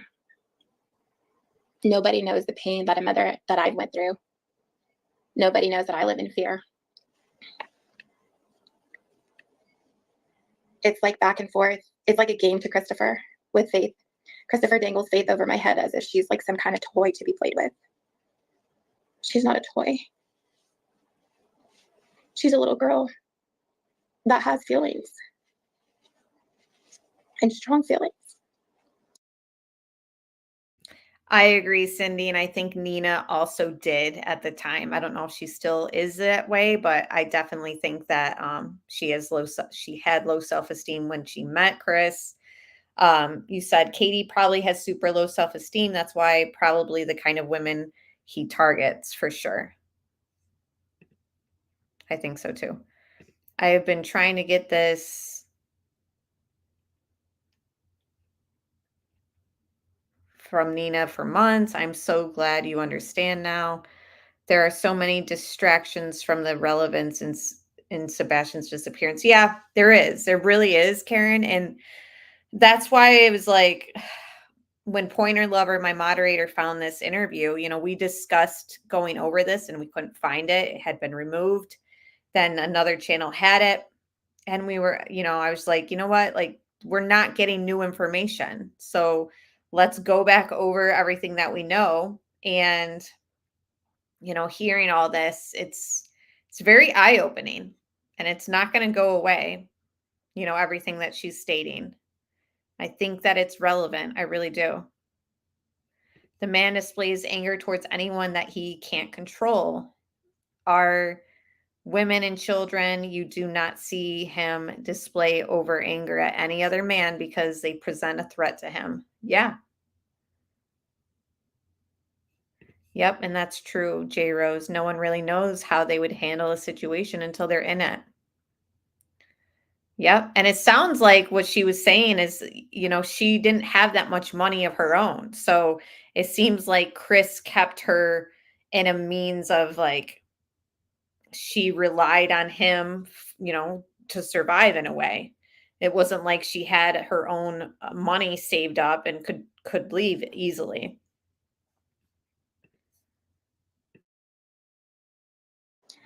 We can't help the fact that Christopher decided to move to Tennessee. He chose that for himself. I've never known of a person that lives in a whole different state and still dictates what you can and can't do to the other parent. He had a choice to live here. He was actually told to move here by the judge. But he lives in Tennessee. He tells me pretty much what I can and can't do still to this day by that court order. So,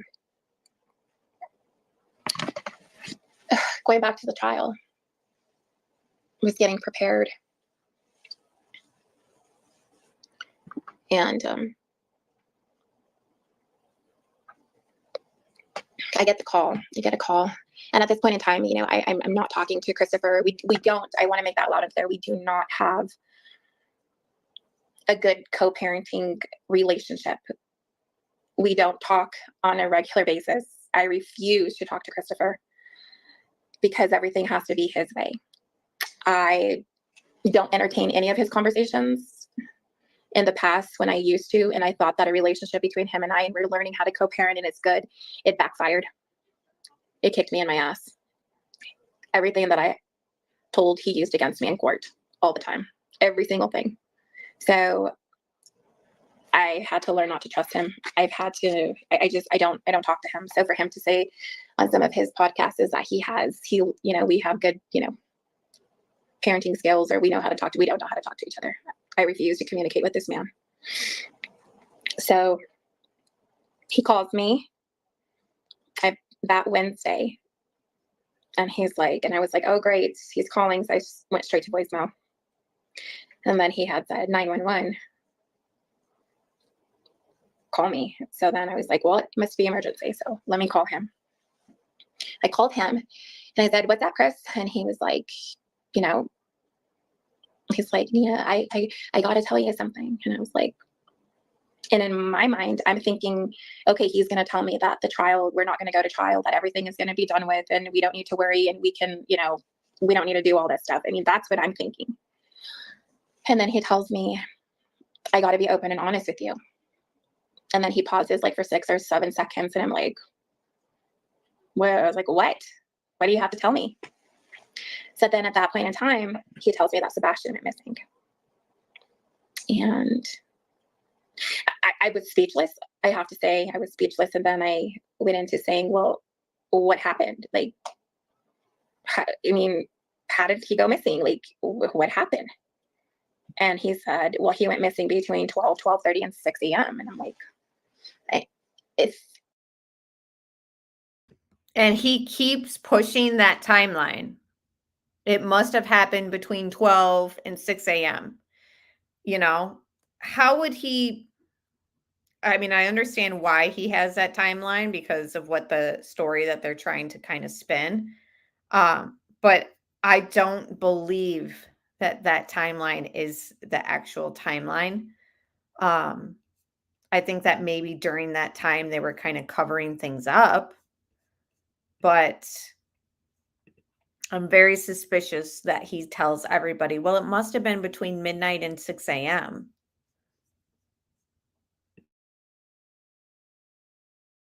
Thinking to myself, and then, you know, like, that's crazy.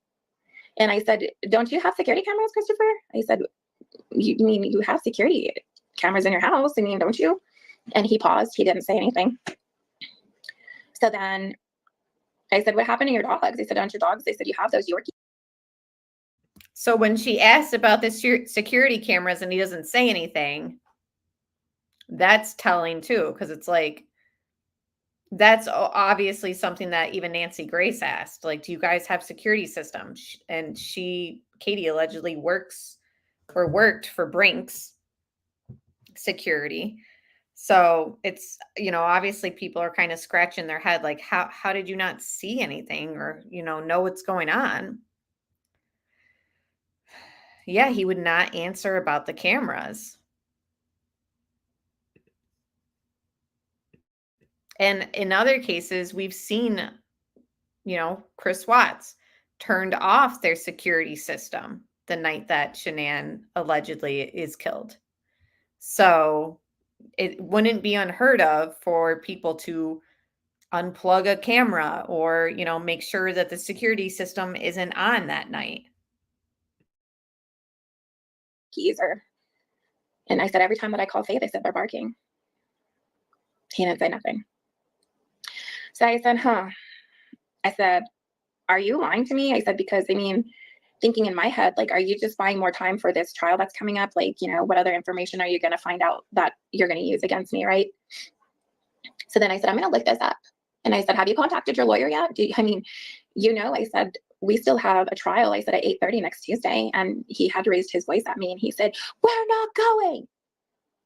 And I was like, don't raise your voice at me. You're not going to disrespect me like that. You're not going to raise your voice at me. So then I said, by law, I said, I have to contact my attorney. And I said, I'm going to email him as soon as I get off the phone with you. And I'm going to tell him that there's a missing child. And I had stated, like, okay, well, is there like something, we could do? Can you send me like a flyer? Can you send me something? I said, I could put it on my social media and it'll take off. Like, I have a lot of people that I know and a lot of my clientele. I said, if we're willing to, they share a lot of my stuff. So he never sent me anything. And, he was so worried about his phone, and he had said something. He's like, the fucking cops had my phone, and I had to call Faith, and I told him I had to fucking call my daughter. And I said, Christopher, I said, you need to calm down. I said, Faith is fine. She's with me. I'm her mother. I said, she was with her family here. I said, you don't need to worry about her. So he's all worried about getting his phone back from the cops so that he can get a hold of Faith. And she's saying, like, no need to be this hung up on that because she's fine. Like, she's with me. Almost like saying, like, let the cops have your phone and go through whatever they need to. He seemed a little anxious by her account about getting his phone back and was using Faith as like leverage or a reason to get his phone away from the cops, possibly. I think it's important when talking about the timeline that the first thing he mentions in any interview is his phone call with Katie, the exact length of time it would take him to travel from Memphis. Yes, it's very, and again, allegedly this phone call was a regular occurrence. We haven't seen their call logs to kind of prove a pattern. So that's always something that's been very, very interesting for me to kind of see, like, was this actually something that they did all the time? The Morphew camera were also unplugged. Interesting. Yep.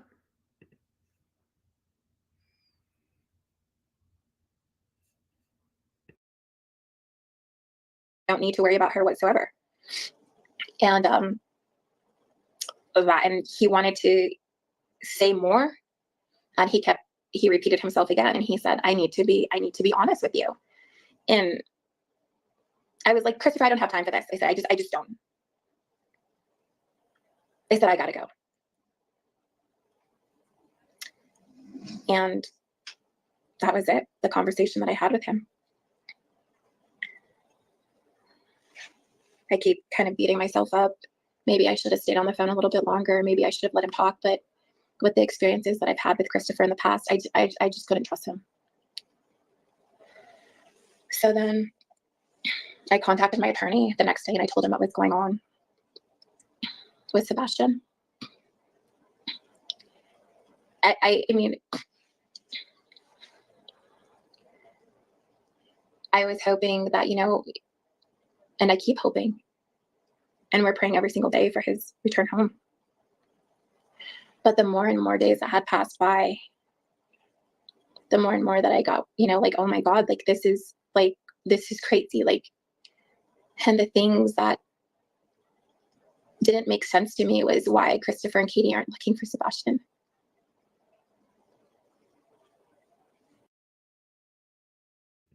Boom.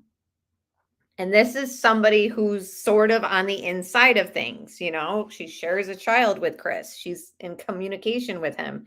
He's telling her, I have to be honest with you about things. Sebastian's missing.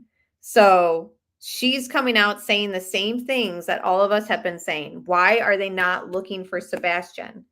And she's wondering the same thing. Why are they not looking for him? And this is coming from, again, like I said, somebody who knows them. And she's not saying, like, well, we have seen the public kind of come down on them really hard and they're being judged. So I can understand why they're not out at the searches or at the vigils, blah, blah, blah. Like, no, she's wondering, like, why are they not searching? I'm sure she knew that they left the house and went up to the RV right away too. Yeah, why are they chasing people away that are trying to find them, right? Mm-hmm.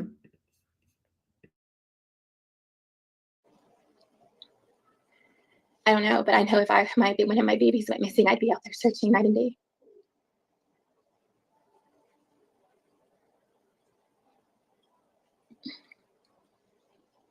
I don't know how somebody could just sit at home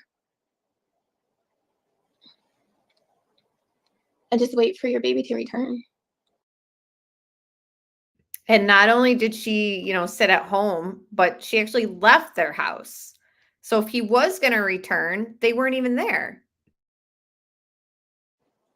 When I'd be out there looking every single second, I'd be out there by horseback. I'd be out there by a golf cart, by whatever I can get my hands on to get into the forest and look, or wherever in these neighborhoods, wherever I could possibly go. I'd still be wearing the same clothes that my son or daughter went missing in. I'd be running on adrenaline. All I could think about is the time that happened to me when they took Faith from me. I couldn't eat. I couldn't sleep.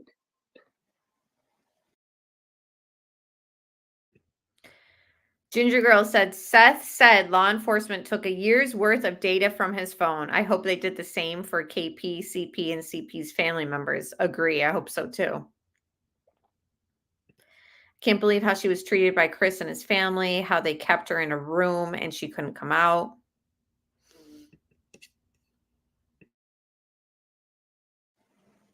I couldn't even drink water. I lost so much weight, and I knew where my baby was at.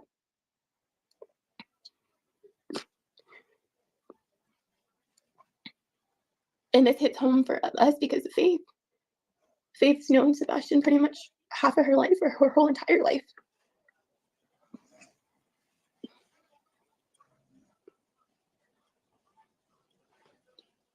I feel for Seth. I feel for his family, the Rogers family. I'm in shock. I can't believe this has happened. You know, and Faith asks me, and she talks about Sebastian,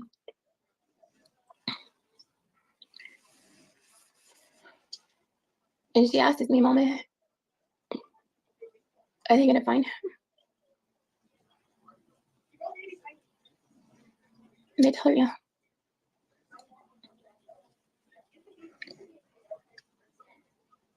I've talked to Seth on a parent-to-parent level.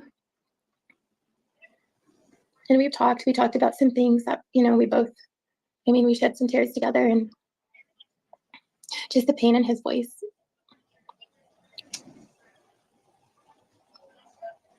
Again, it hurts. But I feel like people now want to listen to me. People now want to hear my voice when I've been saying the hurtful things that were done to my children and to myself. Nobody wanted to listen to me before.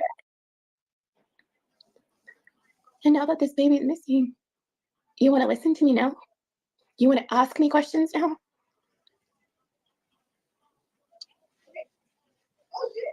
Like, I just feel helpless. Like, I don't know what to even think anymore. I see all these things that are being said, and the things that people say, and, you know, they have every right to say that. They have every right to speculate. Just like I have.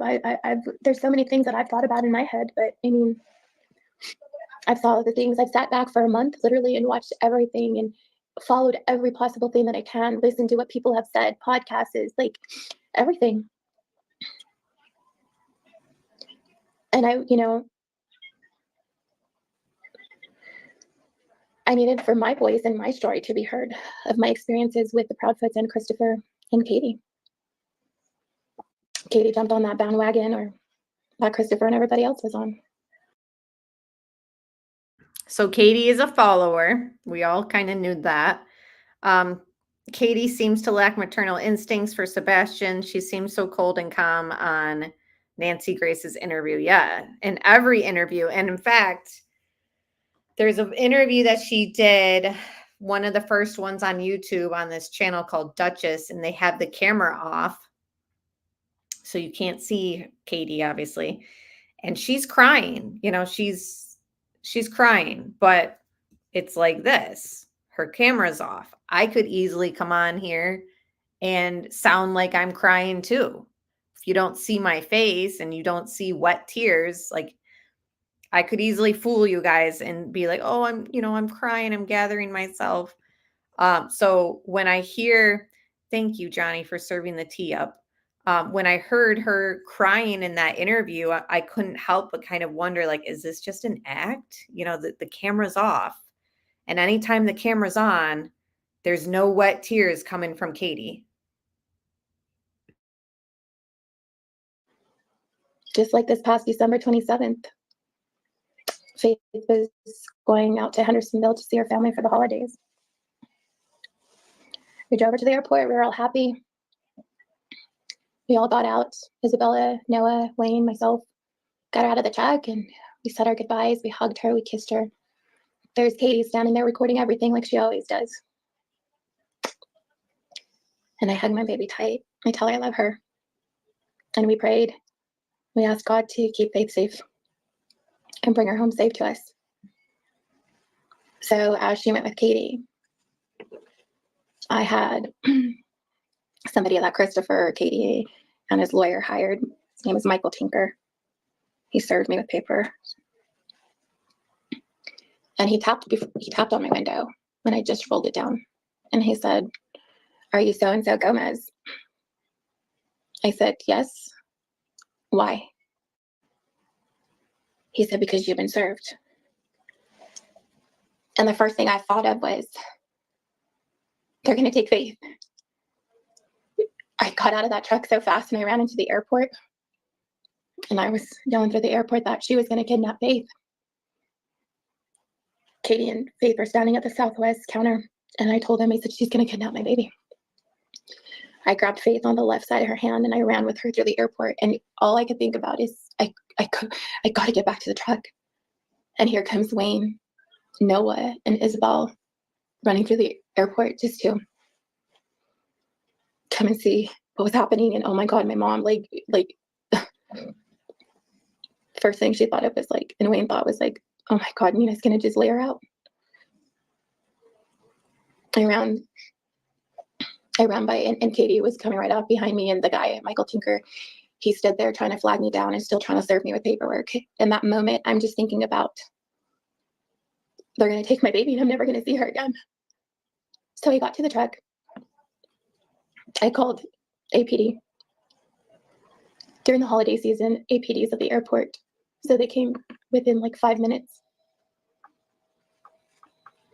Officer Cordova had showed up and was talking about asking questions like what was happening and asked if I had a parenting plan on hand. And I'm like, what do you mean? When I'm just supposed to carry my parenting plan? I mean, and he said, was it his time sharing or yours? And I said, it's his. But I said, why am I being served?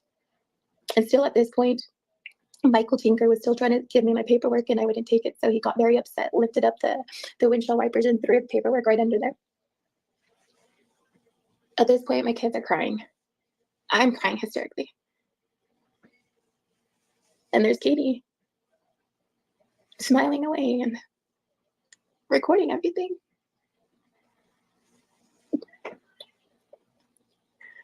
Then the officer's like, "Ms. Gomez, you have a court date coming up. And if you don't want the judge to be upset with you, you need to let her go."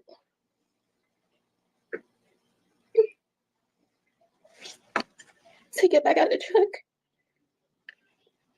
And we all do. And I get down to Faith's level. And I tell her how much I love her.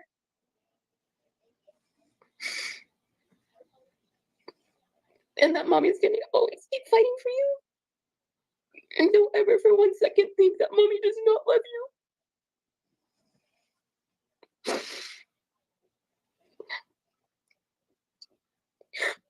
I hug her so tight. Because I don't know if that's the last time I was going to see my baby. I handed her off to Katie. And she left. I could barely breathe when I got back in the truck. Trying to think about, what do I do now? What do I do if she doesn't come home? How am I going to get her home?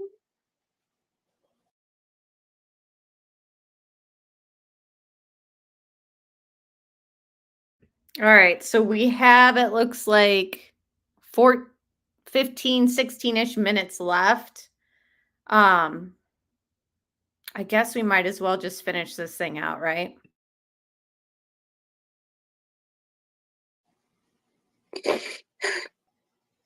Faith stopped. And she looked at the truck driving away, and Wayne looked back, and she She probably thought, is that the last time I'm going to see my family?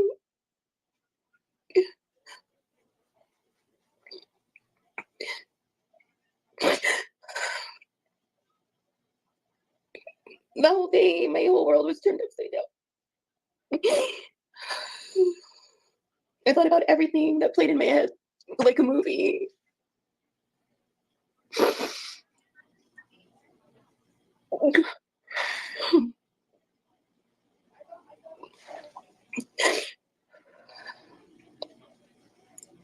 That day was hard. I came home and I crawled up in a ball.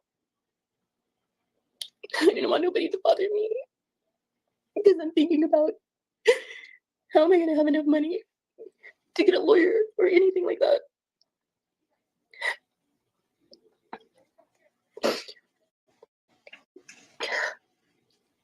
So what they did was they hired that server to come and serve me with a court hearing that I already knew about. The one that was going to take place January 2nd. So Christopher's lawyer, Christopher, Katie, they all knew what they were doing. They premeditated this again. They wanted me to go crazy. They wanted me to say hurtful things so they can go back to the courthouse and to the judge and say that I was unstable, that I'm mentally, something's wrong. And that's what they did. Christopher and Katie and his attorney asked that I get evaluated by a psychiatric doctor.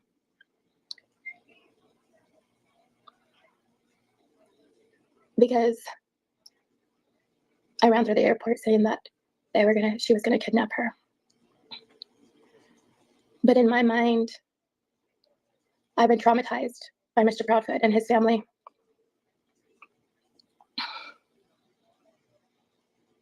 And I brought back trauma.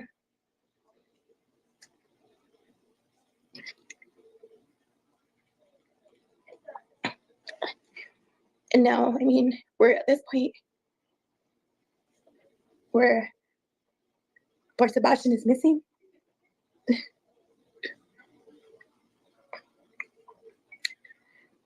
everybody, the judge and, other people are telling me, don't talk about this issue in front of Faith. She's too young, she's traumatized. Christopher doesn't talk about that to her.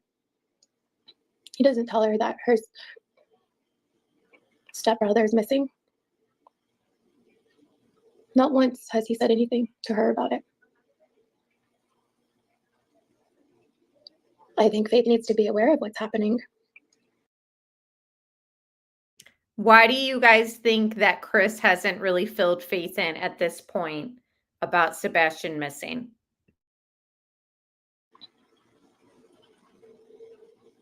She did talk to Sebastian when she'd FaceTime Chris and he was at his house.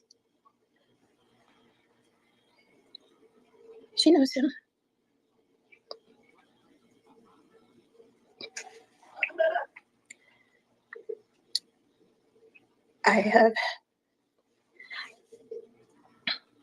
I really don't know what to say at this point. Like with Sebastian missing and the situation with Faith, it's been an ongoing situation. I was unaware that Sebastian's father was getting him. I was unaware that he was going to live with his father permanently. Finally, that was disclosed to me about a week and a half ago. I was in shock because I went like, how can you know that you're getting your child for full custody? Like, I mean, you and Katie were preparing for this. You're giving away one kid to get another one. Like, I never understood that. I still don't understand that.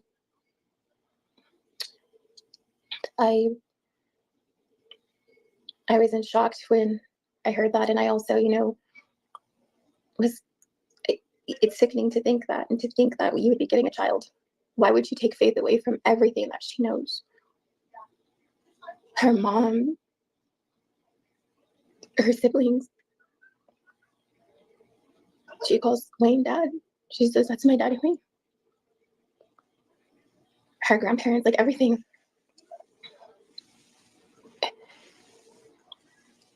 I don't, you know, I was lost, and now the more and more I find out, it just makes my stomach turn even more. Like, going back to this court hearing that we had, we never got an extension on the restraining order, but I believe that we should have.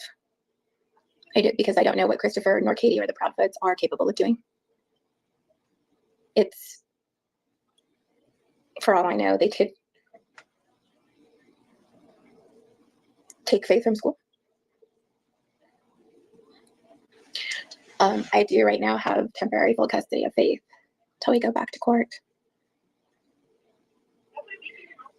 I mean, I talked to Seth,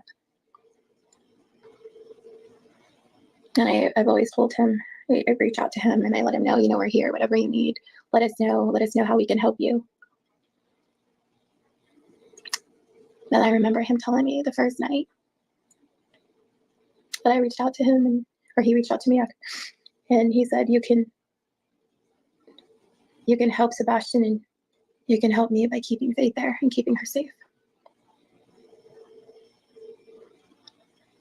When you hear that from another parent and the situation that's going on,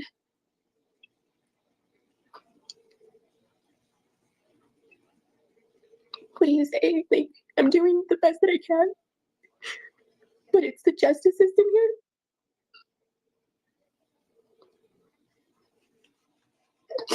My biggest fear is that somebody's gonna make the wrong decision for Faith and she goes out there. And what am I gonna do? What if something like this happens to my baby? Are you gonna tell me I'm sorry, Miss Gomez? I made the wrong decision? The justice system has failed a lot of kids, has failed my kids, and it also fails a question.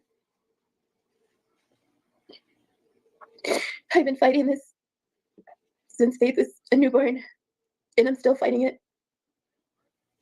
I don't know what it's gonna take. I don't really think anybody really cares the decisions that they make for children, because it's not happening in their personal family. They don't know somebody. It doesn't hit home. It'll never happen to them.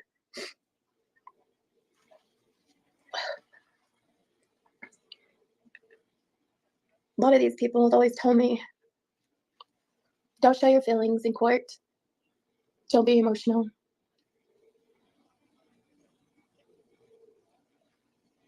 So I'm just supposed to sit there without feelings, without crying, without telling people how I really feel. I feel like a lot of these also, because there wasn't enough creamer in their coffee for, you know, a lot of these judges that make these decisions, and maybe they got angry that morning or whatever the circumstances are. They make bad choices for a lot of these children. And I won't let Faith be one of them. I will always fight for Faith, like I have been.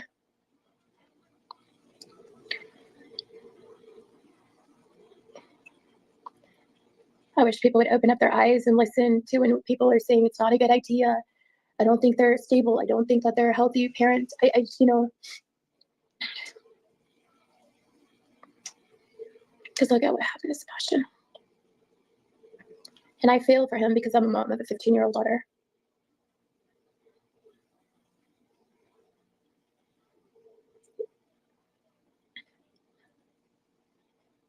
I hope, and we pray every single day for his safe return. If there's anything that I would say to everybody is, look out for one another, look out for your kids.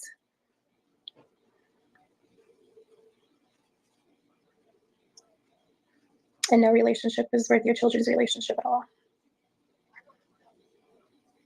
At all.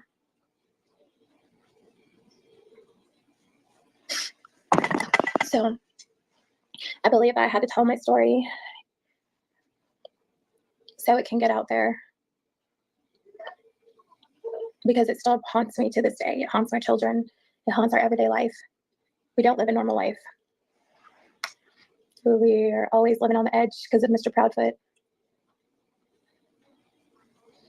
I mean, his mother wanted to pay off the daycare, buy them some new playground equipment, just so Christopher and his mom can stay there longer to see Faith.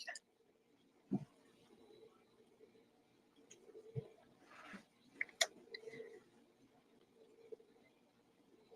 mean, I'm sure. I mean, my mind is all foggy right now because thinking about everything that I've went through, I'm sure I left some bits and pieces out. But I know what I've experienced, and it wasn't a good experience at all whatsoever. So that's our story.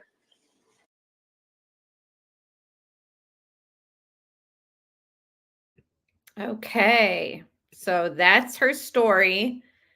Again, Faith, their child that they share together, is now with Chris, spending, some summertime there with Katie. There's pictures floating around that people have taken of them together.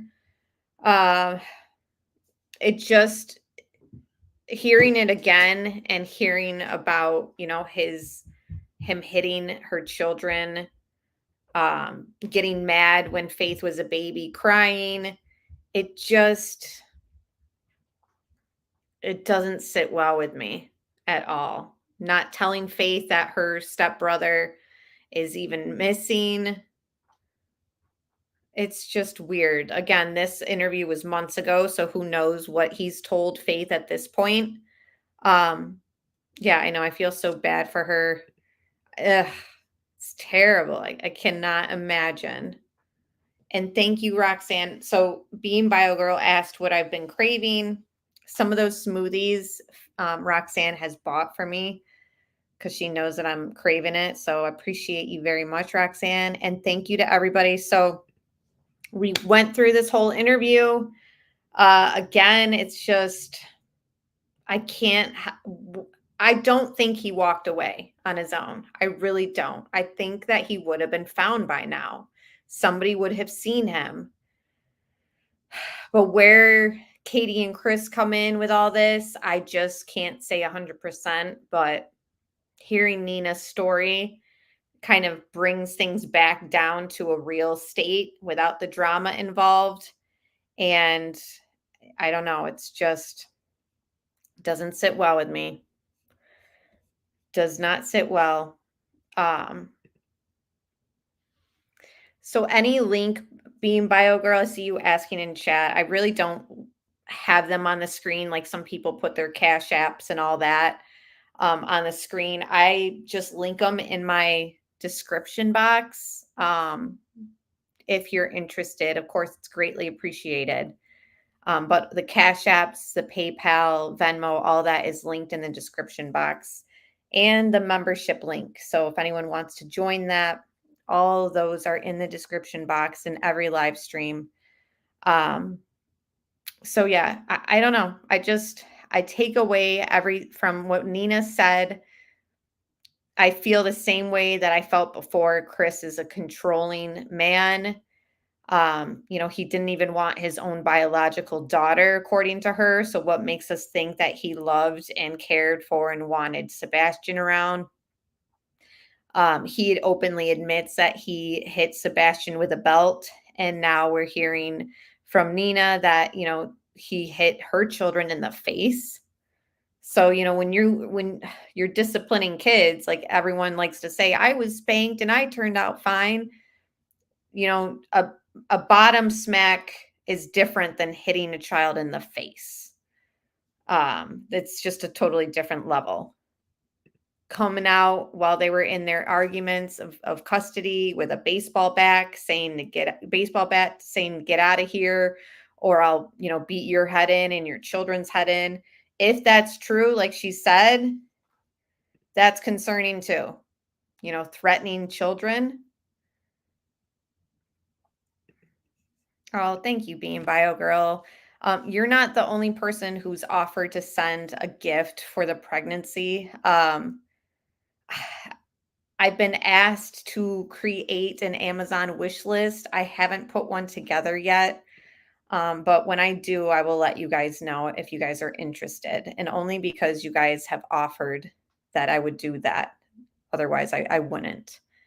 But it's appreciated. Yeah, and the thing about super chats, for anyone who doesn't know this, like YouTube takes 30%. So anything you send through obviously is greatly appreciated. But just know that YouTube is taking 30% of that. So that's why a lot of people kind of push their Cash Apps and all that. And I just link it in my description box. So if you want to, it's there. It's appreciated. Okay, if you guys want me to. Again, I appreciate everything you guys do. Just participating in chat, hitting the thumbs up and subscribing is really all I ask of you guys. And again, it pushes this story out there. Missing children's stories should be put out there. I am due in October. Yes. So like near the end, mid to end October. But I will let you guys know. I'll probably, I don't know. I got some stuff going on, and then I'll create the wish list. It's not on the top of my to-do list, but I will do it because obviously I'm going to need to eventually anyways. But yeah, I appreciate you guys. Tomorrow night, we'll do a Watts deep dive. We've been going through his FBI interview again, and there's another thing that I found in the discovery files with an interview with one of Shanann's girlfriends that I found was very interesting. So I wanted to point that out to you guys. And we will talk about Sebastian again. You know, some way, somehow, we're going to keep his face and name out there, even if law enforcement is not giving us updates. I don't want him to get lost in the shuffle of everything else that's going on. So join me tomorrow night for a deep dive into the Watts case. And then Friday, we'll either, I think we might do another read through of the Madeline Soto investigation files and all that we've been reading. So I appreciate you guys, and we will talk tomorrow night. I hope you guys join me again. Thank you to my moderators. I appreciate and love you guys very much. And thank you to everyone who, you know, just hit that thumbs up. And earlier when I got that super chat, gosh, I'm so sorry. I forgot who even sent me it. I have pregnancy brain, so it's kind of foggy, but thank you very much to anyone that donated. Okay, so it was Laura. Thank you so much for that. I appreciate you. And we will talk tomorrow night. And then Friday, we'll talk again. And then over the weekend, we do a little decompression from true crime and take a little break. Then we'll be back Monday. You know, when will Karen Reed's verdict come in? As soon as it does, I want to create a panel. Try to do that this week, and it didn't work out with the panel guests for, like, you know, they're on West Coast, I'm on East Coast. They work, I work from home. So we'll try to put something together for that. And Johnny, if you are going live, just let me know. And if anyone wants to decompress from true crime and just go to a laid back channel, please follow Johnny's channel. It's just very chill and we just hang out. And yeah, good night, guys. I'll talk to you soon. Hopefully we get some updates on Sebastian before we talk on him again. That's all we can do, is just hope and pray that we get some updates. But thank you, Jacqueline, for watching the replay. And don't forget to hit the like. So good night, guys. I appreciate you all. Bye.